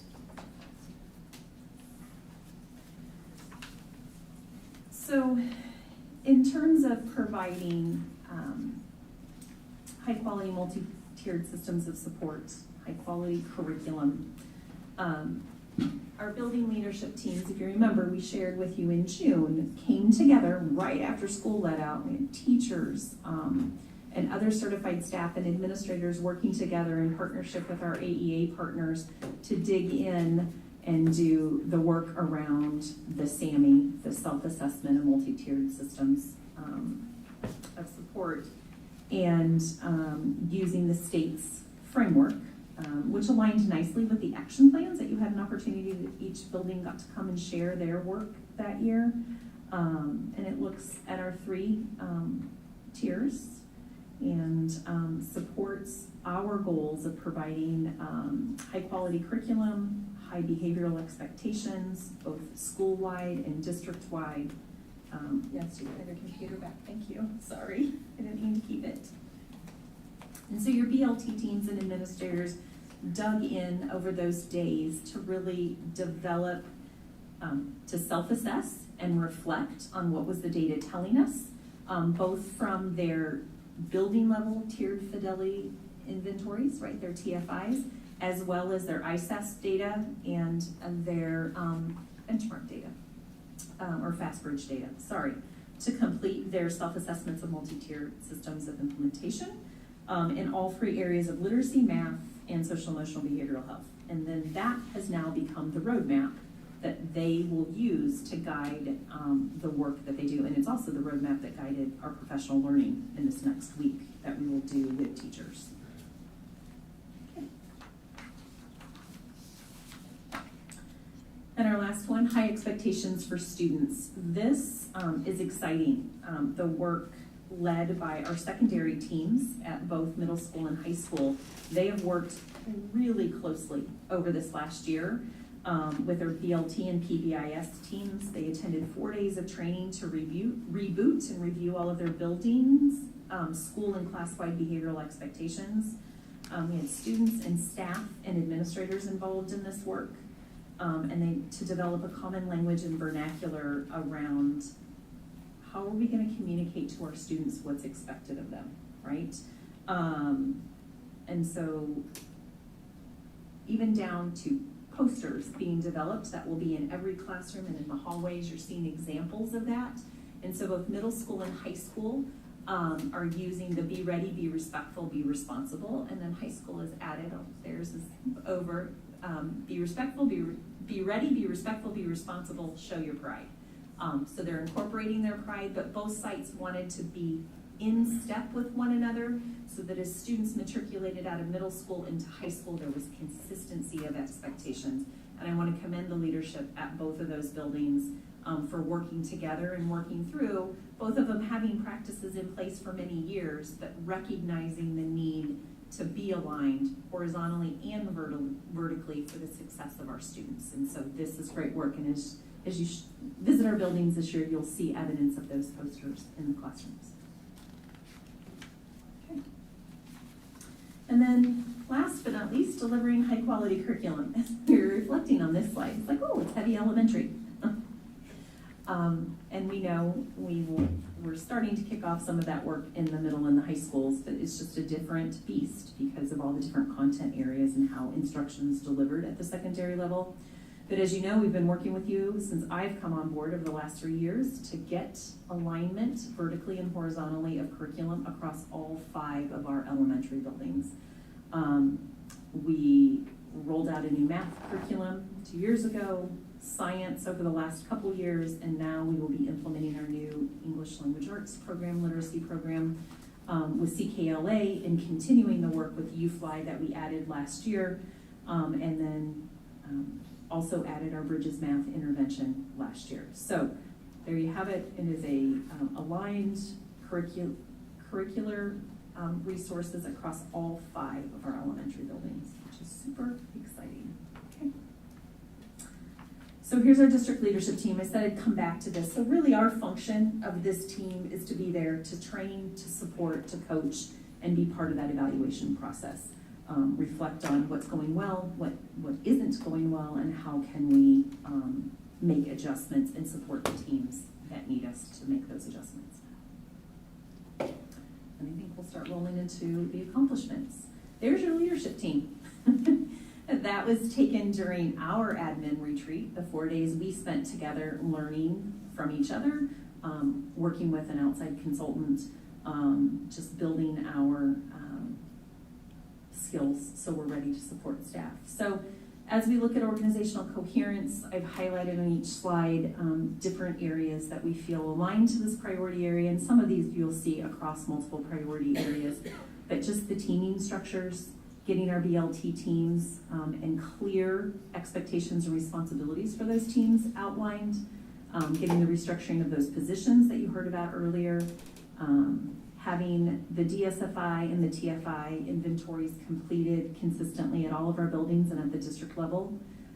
The Project Adam implementation at Grantwood, all of our buildings are equipped with Narcan, bronchodilators, and EpiPens to make sure that we have the needed resources on site if students should experience a medical emergency. Obviously, we would work with our local medics and police and fire, but we want to make sure we have resources we can use to help. Okay. Other things related to organizational coherence, moving into our 3rd year of a community expo, our continued work with SIAC, the great work around Bett Snaps, that Celeste's vision that she developed and was committed to each year. Last year when I came back from SAI and said, you know what, we need to celebrate the good in this district. And it was amazing to see each board meeting, all of the great things happening around our district. Our branding work that we've started and will continue and wrap up this year. Later you'll hear a little bit from Celeste about our new website and our new app. The Bett Summer Adventures, featuring all of the fun things that our staff and families are doing over the summer. The virtual backpack, social media page, our volunteer reception, the McKinney-Vento training, getting everybody aligned around how we support our homeless youth, and our 3-year professional development plan for supporting social emotional behavioral health. Additionally, all of now, what I feel in the last 2 years, a very well aligned, relevant, and differentiated new teacher orientation professional learning menu, as well as the all staff professional development week menu. Things are differentiated to meet the needs of each group.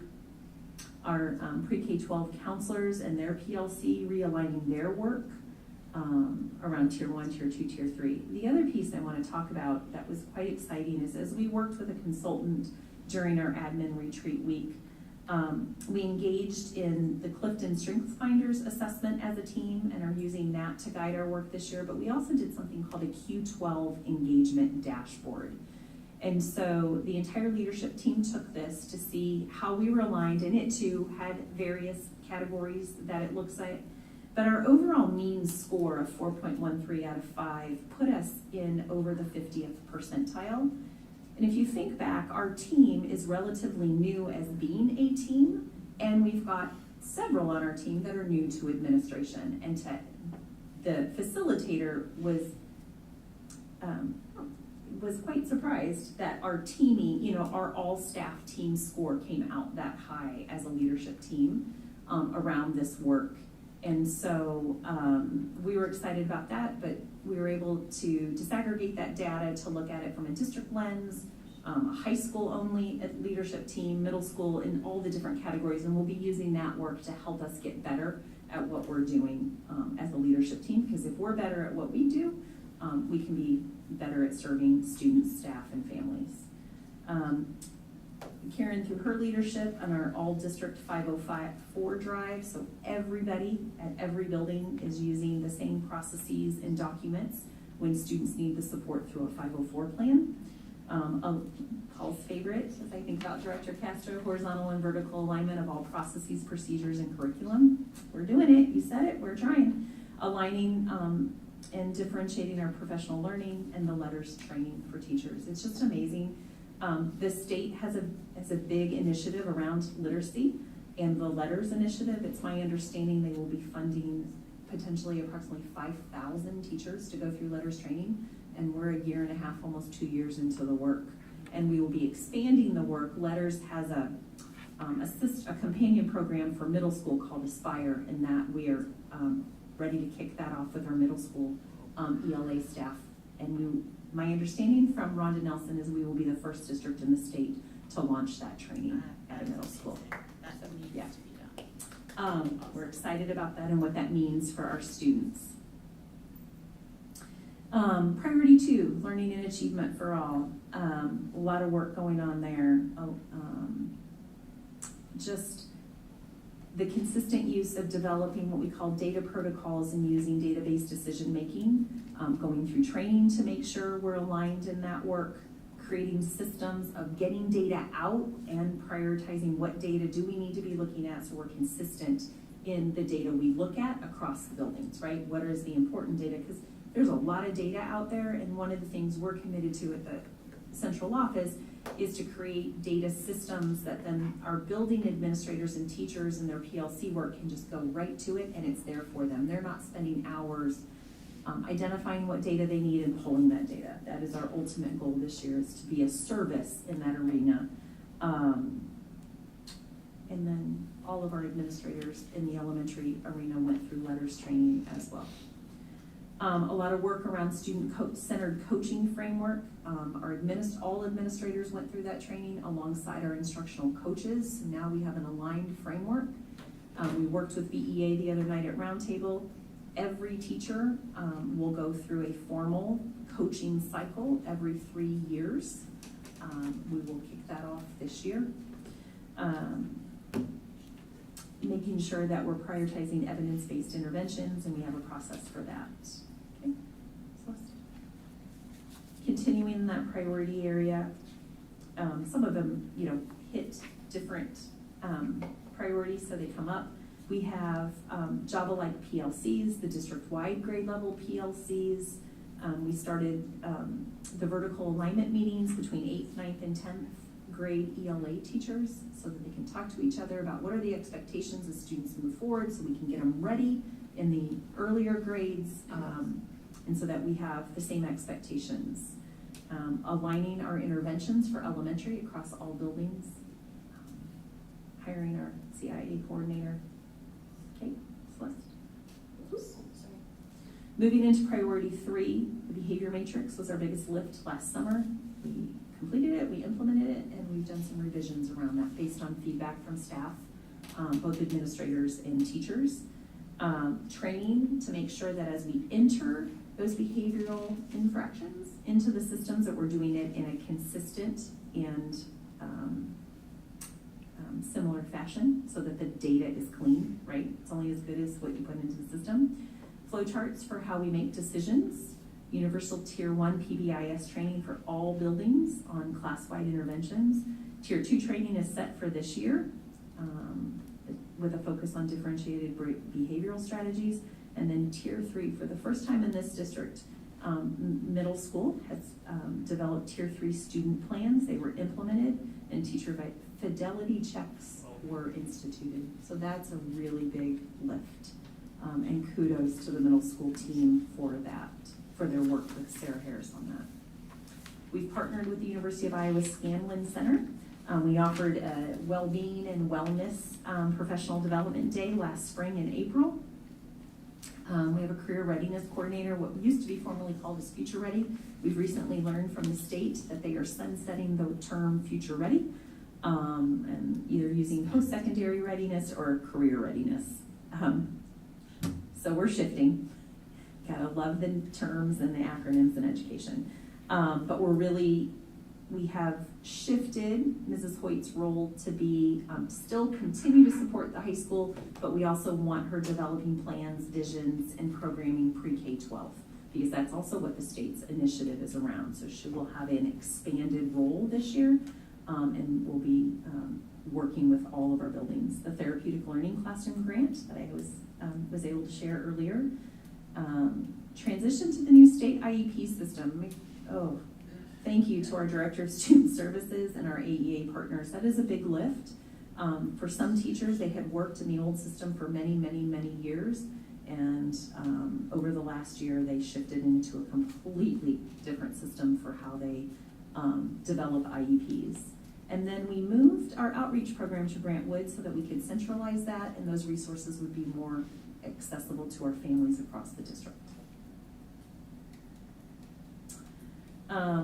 Through our ESSER dollars around strategic resource allocation, we were able to, over these past few years, hire additional support staff, interventionists, security personnel, the deans, MTSS facilitators. Our HVAC system that Kurt talked about earlier at Neil Armstrong was funded through ESSER monies. The windows at Hoover, which allow natural air to get through there. Intervention materials, curriculum, our letters professional development.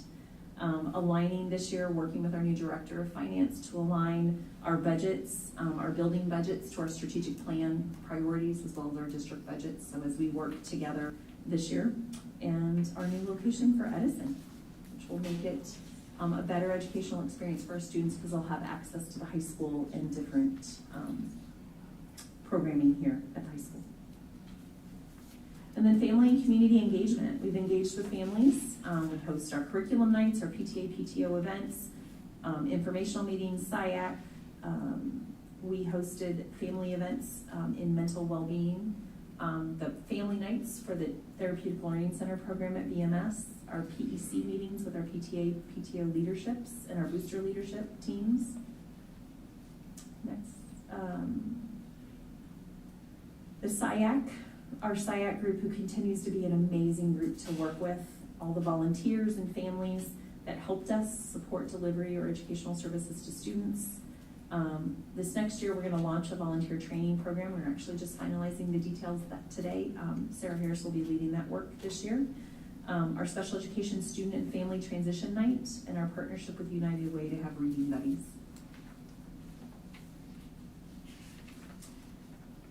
Things I haven't talked about. I think that's everything's still on there. We'll keep moving. And where are we heading? These are just some, not everything we want to do. Our ELA implementation and rollout. Also in elementary, we're looking at, as we look at scheduling and programming, we are working with our teams at elementary to implement a flexible service delivery model. So how do we provide tier 1 and tier 2 supports and break those groups into smaller groups so students can be differentiated and they get the differentiated supports that they need. So more information on that will be coming. Very excited about what that means for our students. Expansion of our Therapeutic Learning Center programming and training, our Edison campus relocation. Fingers crossed we'll be able to open the new school next August and welcome students into that building. Streamlining our HR processes. I don't know if Miley is still here, but their team of 3 is doing an amazing job of really reflecting on their processes. How do we be more efficient while continuing to recruit and hire the best that are out there. Student-centered coaching will continue to move forward, like I said, implementing coaching cycles. Our Aspire professional development for middle school, which is the middle school version of letters, and attendance, intervention, tracking, and letters. So we're actually just finalizing that today. Been working with our teams because as we move students through the student success team process, attendance is one of those areas that we look at because we know that positive attendance is correlated with higher student achievement. And so we want to make sure that we are aligned across the district with how we track attendance, how we look at attendance, and how we communicate to parents about our concerns with their attendance. So all buildings will be using the same communication. And we want those letters to be informative, but also grounded in our work around PBIS but also holding families accountable to ensuring that their students are here as well. But we also recognize there are a lot of challenges today, and how do we support them to get their students to school? And if there are barriers that exist, how do our teams at the schools and our outreach teams work together to support that family to get their children to school? So that was exciting work today. And then a couple bigger initiatives. I'm going to stop talking. I'm going to celebrate Celeste and all the work that she's done with our website and our app, and let her share with you what this is going to look like. We officially launch Monday, the 14th. I've been playing with the app. I love the app. App's pretty cool. All right, Celeste, it is all yours. So, we are so excited to be launching our new website. The website that we have has made it this far, so we're excited that it hasn't blown up on us yet.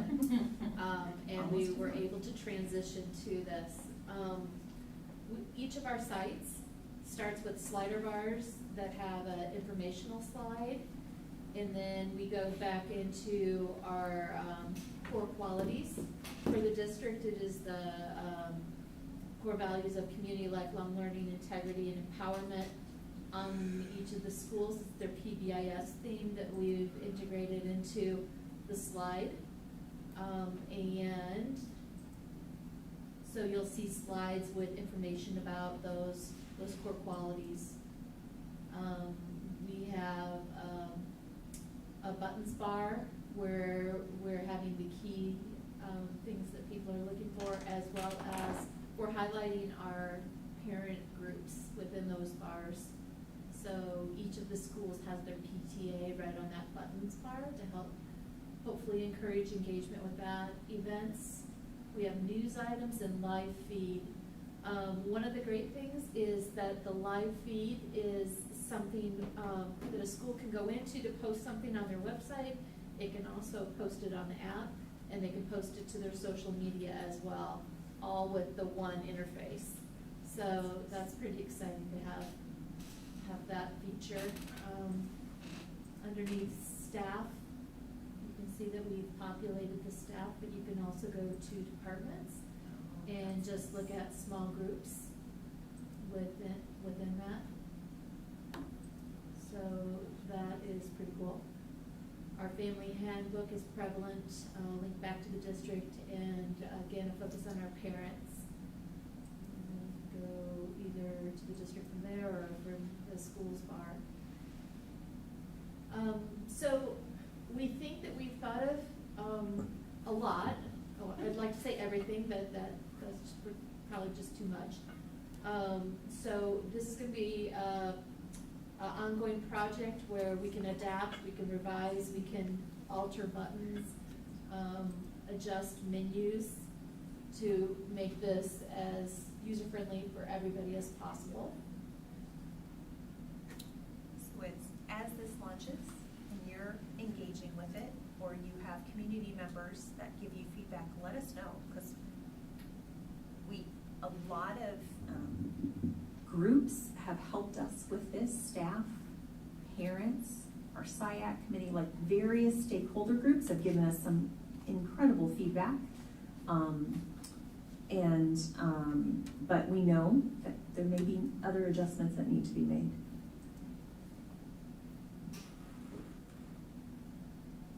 Yes.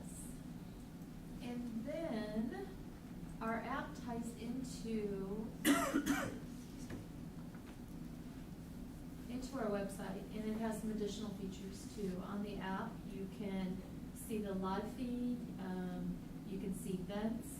On the high school and middle school, if you click on athletics, it pulls up the athletic schedules. You can link to the website from it. Linda, what are your favorite parts of the app? I like the feed. I've had a couple of announcements come across, and they come across as notifications, and it's just nice to be able to get to things really quickly from my phone and not have to type in a whole website and then try to scroll through. It's just so much easier to use. So we'll be pushing, we're gonna have something in the Friday newsletter about this launching on Monday. It could take up to 24 hours for the website to go live across the entire internet. here locally, I bet it'll go fairly quickly, but there might be some people that still, the old website pops up for them. Like I mentioned with the alerts, we're using ThrillShare alerts, which is part of this program for our notification. We are also working with Infinite Campus Messenger 2.0. ThrillShare alerts is free with our website, but it doesn't have all the features that School Messenger used to have. And there are some alerts and some automatic messaging that we want to use that Infinite Campus will allow us to do. So what system we're using, parents should notice, but for our schools, they might use one system or the other depending upon what kind of messaging. If they're putting out a message that they want on Facebook and social media, ThrillShare is the perfect system for that. There are some other things where they're doing groupings that's tied to Infinite Campus, so we'll switch to that. Any questions about the app and the website? Thank you for letting us do this. Yes, yeah, a question, sorry. Yeah, go ahead. Will folks who have set up to get alerts like school closures or snow delays have to reset things up, or will those continue with no change on their end? So both our system last year and this system are populated through Infinite Campus. So the data should be pretty much the same. Your preferences, if you set up preferences, like do not call this number for district notifications, or we don't want to receive text, we'll have to get those again so we can mark those off in the new system. But otherwise, emergency alerts will go out to the same list of parent notifications that we had last year. Does that answer your question? Yeah. Any other questions Yes. regarding this? Thanks, Richard. Thank you, Celeste. And then, do you want me to go ahead and talk about this? So, Bulldog, the branding, the mascot work that we were doing last year. So, we talked about this and we sent something out at the end of the school year, and we're about ready to start our work with it. So, last year we had the Rickabout Graphic company that we were working with. We worked with some local designers based on feedback that we received from parents and community, and that suggestion, we came down to 3 designs. One of the 3 designs the teachers liked most, and teachers and staff, and then the one they liked the least is what parents and students liked most. And we didn't feel like we had a design that met everybody's preference to move forward with. We thought we could get there with an adjustment to one of the designs, and that didn't work out. So we this year are pursuing student designs. I've talked to Tim Solbrick, and he feels like his students have the talent and the interest, and maybe can come up with a graphic that will resonate with all our groups. So we're going to work with our students and see where we get this year with that concept. We're moving forward with the circle designs. You can tell right now if you look at the circle design compared to the district horizontal graphic, the fonts aren't in alignment. So we are taking our horizontal, there are 2 fonts that we looked at while we were working on this. And we're going to incorporate those 2 fonts as a serif font and a sans serif font in all our designs. So we're adjusting the Bettendorf to be the same font as the Bettendorf on the right, and we're going to do that with all the school graphics. So we can come up with a district branding guide that will have a common font. We'll have our color our yellow color is PMS 123. We're going to put that in the book, and about not distorting the graphic, not stretching them or pulling them. And so we'll be able to have that piece of the branding guide done. We're going to develop business card and stationery templates off of this update of the circle graphic, and move on and hopefully come up with a bulldog mascot that's unique to our district that represents the pride of our students, staff, and alumni. Any questions about the branding work? And it will all eventually be trademarked, right? That's Or cool. So who is the branding guide more geared toward? Is that so that vendors, like vendors who are selling our, or creating our swag, for example, whatever sports teams or the stores and, you know, that they're selling online, is that more so that those, whoever's creating that stuff kind of follows those guidelines and they know that if somebody says, oh, hey, I want this done this way, pulled in this direction or stretch, whatever, that they can say, no, this is the branding guide, and this is the instruction we get from the schools. It's those as well as internal staff and, like on intranet, any materials that are developed within the district. Mhm. So we have consistency and we're clear and we hold people to that standard. So we're concise in what we look like and how our image is being used. But this will be given to people like that are Yeah. creating our things outside of the school Absolutely, district yep. as well. So that they can Most say- of our stuff that's printed outside is done through our parent organizations, and they've been very supportive of this work. So, we'll be sharing it with Bab, we'll be sharing it with vendors. It'll be great. It was interesting when I called around to vendors to find out what color they're using for yellow. And everybody, all the vendors have a different standard for what they were using for the yellow. Oh, And wow. although it might not look like a big difference, when you really compare them side to side, it is. Yeah, awesome, that's awesome, thank you. Yeah, very excited about that. And then we've got two other big initiatives, brainchilds of our Director of Communications. The first is the Bettcast. Celeste is gonna work with student hosts and our career readiness coordinator, Kaylee Hoyt. Sure I'll be pulled in at some point in time, but to start doing these podcasts. And some of the topics or the themes behind them will be Bett Connect, pulling in alumni and students, talking about their school life at Bettendorf and careers and trying to connect those. And we have another way that we want to connect with alumni just a little bit later that we'll talk about. The Bett Did You Know, highlighting fun, sometimes surprising informational topics of interest. Maybe it's something interesting about a staff member, their hobby on the side, or just interesting facts. Our Bett Focus, so a student interview with a student or staff member or community member about their experiences here within our Bettendorf community, school district community, and Bett Inform.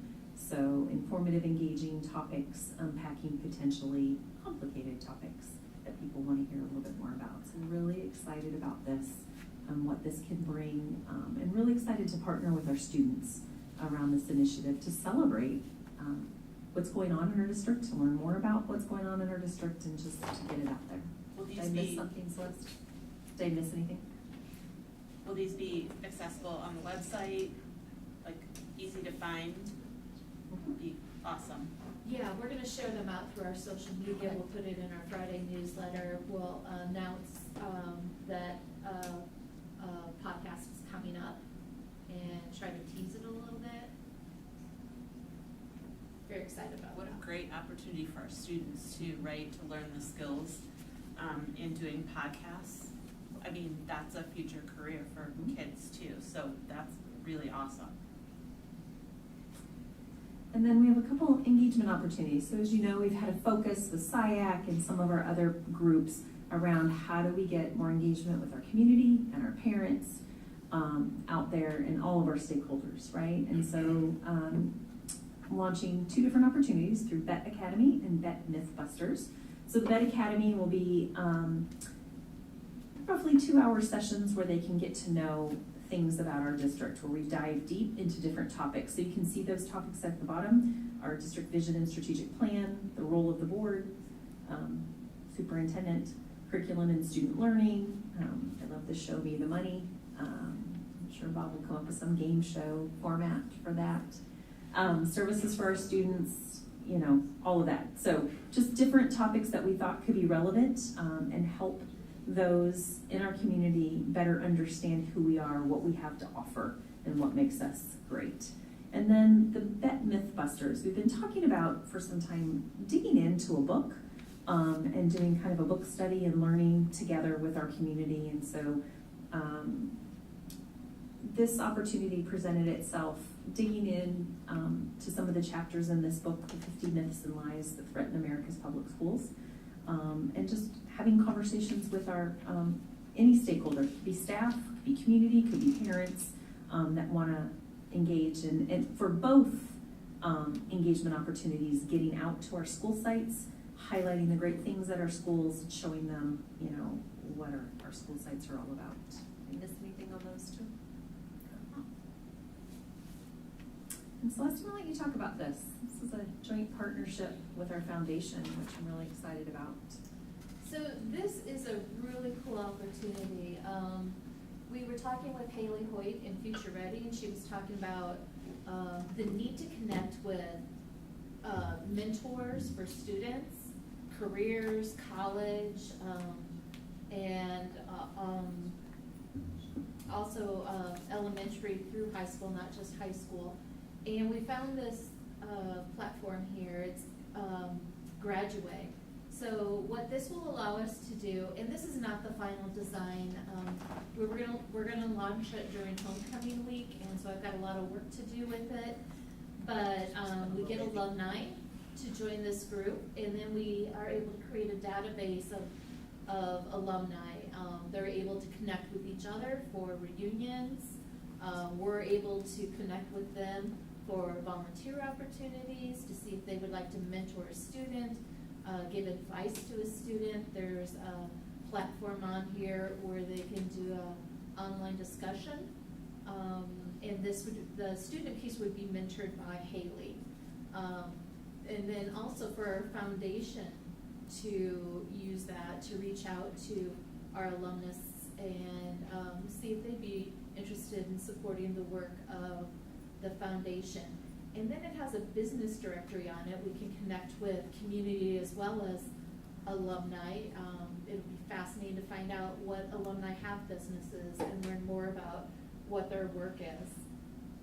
And there's also a teacher piece, so classrooms, teachers connect with alumni as well. So in expanding on that, just if I'm a student and I'm interested in going to, I don't know, Northwestern University, right? And on here there's an alumni who attended Northwestern or is currently attending Northwestern, reaching out and talking to them about why did you select that? What makes it, you know, why do you think it's a fit for you? Or whatever questions they have, and trying to build those partnerships or mentoring opportunities. Or if I know I want to go into chemical engineering and one of our alumni is doing that work somewhere in the country, being able to connect students to learn, okay, well, what was your path after high school? What did that look like? What internships would you recommend? I mean, just, it could even get to that type of detail. If local businesses are looking for help, right? And how do we connect students with those professional opportunities out in the community from a workforce development standpoint? So we know that this is probably going to take a couple of years to really get it up and working, but we're excited that our foundation partnered with us and is helping defray some of that cost. And they're excited too, because it gives them an avenue to stay connected with alumni to support the work that the foundation is doing. Another cool piece of it, other school districts have used is in other communities away from here, you can create a school network. So, you know, recent graduates can connect to other Bettendorf graduates or people living in Seattle and create a network there and doing. So it's got a lot of opportunity with it. You've been working on a few things. Yeah. She's like, you're my boss, drive me crazy. No. That's it. I know. That's well, it. That's it. That's it. That's it. There's nothing else. We haven't really done anything. We're not really engaged in anything for this year. I know that was a little long, but That's it. I just think the work that this team has done needed to be celebrated and highlighted. I'm excited. I'm excited about what we've done. I'm excited about where we're going. Anything you'd all like to add that we need to be doing? You know, there was an action action, or it has to do a motion, but there's really, Yeah, and, yeah. I don't know that there's anything that we yeah, need to there's move on. nothing to actually approve, so That's really more information only. wonderful. Just a little bit of information. Just a tiny bit, okay, fine. I was, All right, well, thank you, Dr. kind of Morse. makes me feel like I could get a few more things done at my job. I should really buckle down. Buckle down. All right, with all that being Prioritize said, things a little different. let's move on to 5.04, the first and final read of policies. Do I have a motion? And that should not read as first and final read, and it doesn't in the agenda item. Sorry, before you take a motion, it is a first read. I'm looking for discussion only, unless after the discussion you all I want to wrote move final. to approve. You have No, correct. it is on the left bar, it does say first. Okay. Or no, it does. First No, read. it's correct. I wrote it wrong. It's fine. I just- Ignore me. I want to make sure that you have the time, if there's things we need to bring back, that you have that, since these are directly board director policies. So do we, Open are for we just gonna discussion. discuss first? Yes. Just open for discussion. George? Anybody have? Okay, just real quickly, under 210.8, the last one there, the last paragraph, the red. Thank you. the red. Any board member may place an item on the board, next regular agenda with the consent of the majority of the board. Members wishing to do so should provide notice to the superintendent and the board president 3 days before. Yeah. So any board member can place an item on their, the next agenda, but with the consent of the majority of the board. So let's say that 3 board members feel there's something really that they'd like to see on the agenda, but 4 people could nix that. Is that what I'm reading, or no, or explanation on that? Anybody can explain that any further? So that is what you're reading. That is, this one in particular was IASB's recommended language.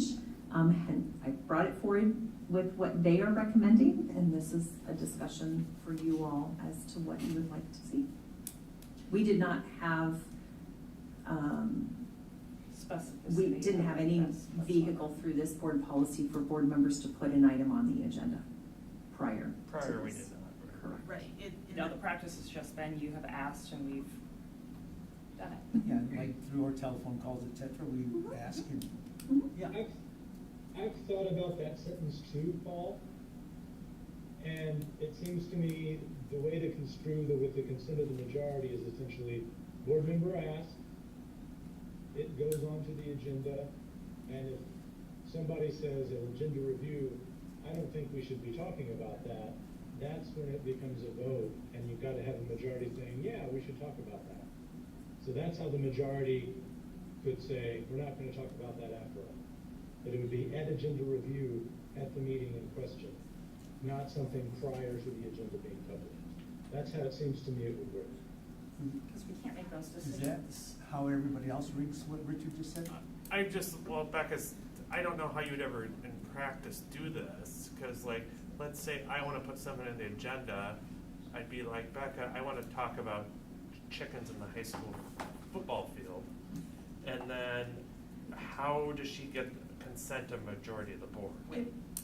What it seems to me is that the meeting prior to, someone would bring it up and say, like, we would have a section for board requests. I know that some districts have a section for board requests, and they would request, I would like to add this to the agenda, and then there'd be a conversation and vote on it then. That's how other boards have done it, that I have seen, and that seems to make the most sense to me. I have a question, yeah. Or I think, or can I just clarify, Absolutely, Director Lynch? yeah. So I think, let's say on Thursday, last Thursday, Director Castro had reached out and said, I want to put a discussion on about chickens on the football field. Let's just stay Did with you do that, that because I in- love watching You did that in high the school, that's why you expression said it. on our Director of Something Operations similar. face about chickens being on the football field. And so, to what Director Lynch was saying, and how I read it as well, is that then it would go on for agenda review. If we felt it would make it to the agenda, and then when you guys are approving the agenda, if someone took controversy to it, I think that's where that majority of the consent, or the consent of the majority comes in, right? Because you all, when you come and we ask, You have to approve the agenda as it's presented that night. I mean, any agenda item, even one Andrew's week. exactly right. Otherwise, you have to have a meeting of the full board to get the majority to approve Right. to add something to the meeting. Correct. Which is both unworkable and absurd. Yes. Paul, Yes. what, do you have a specific concern? Like, I'm not trying to make you repeat yourself, we've come like full circle, now I No, feel like I just- confused if- myself, If but. 3 board members wanted to have something on the agenda, and then 4 people could say no.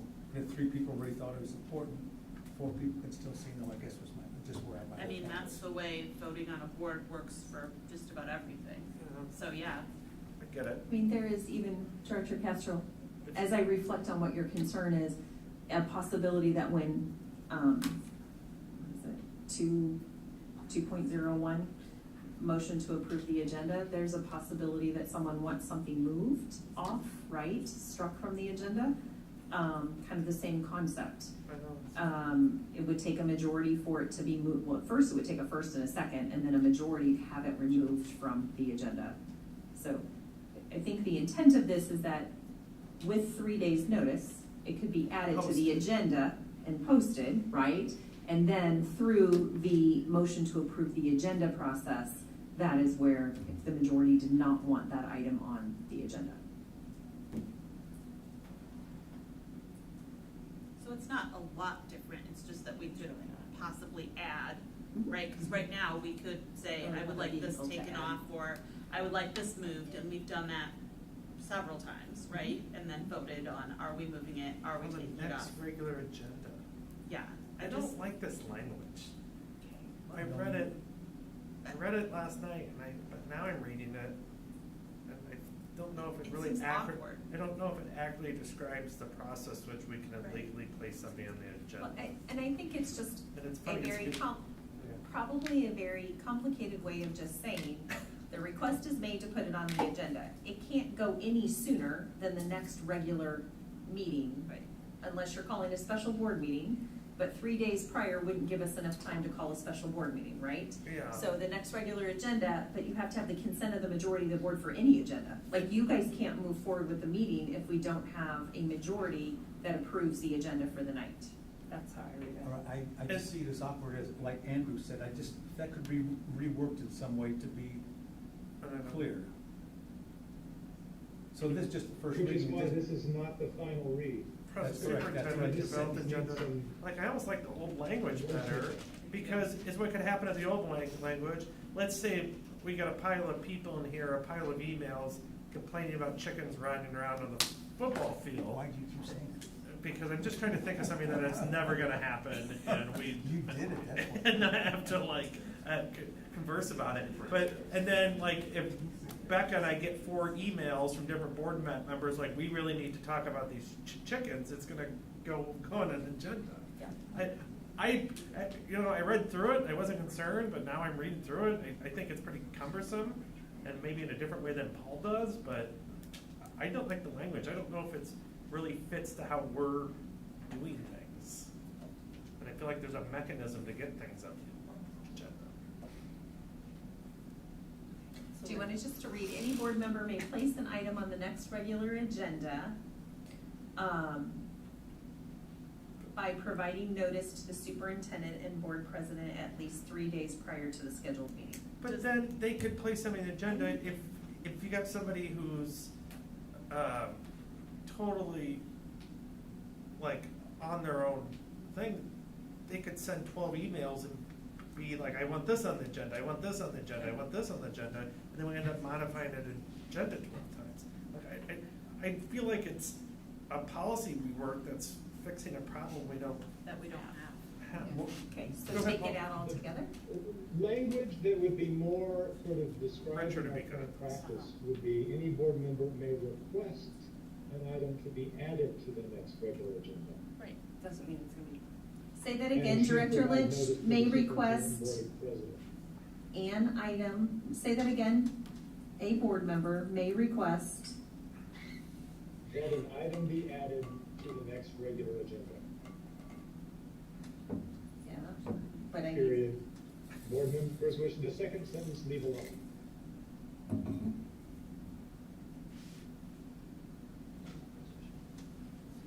that essentially describes our current practice, Yeah, right? yeah, it Anyone can does. request an item. Right.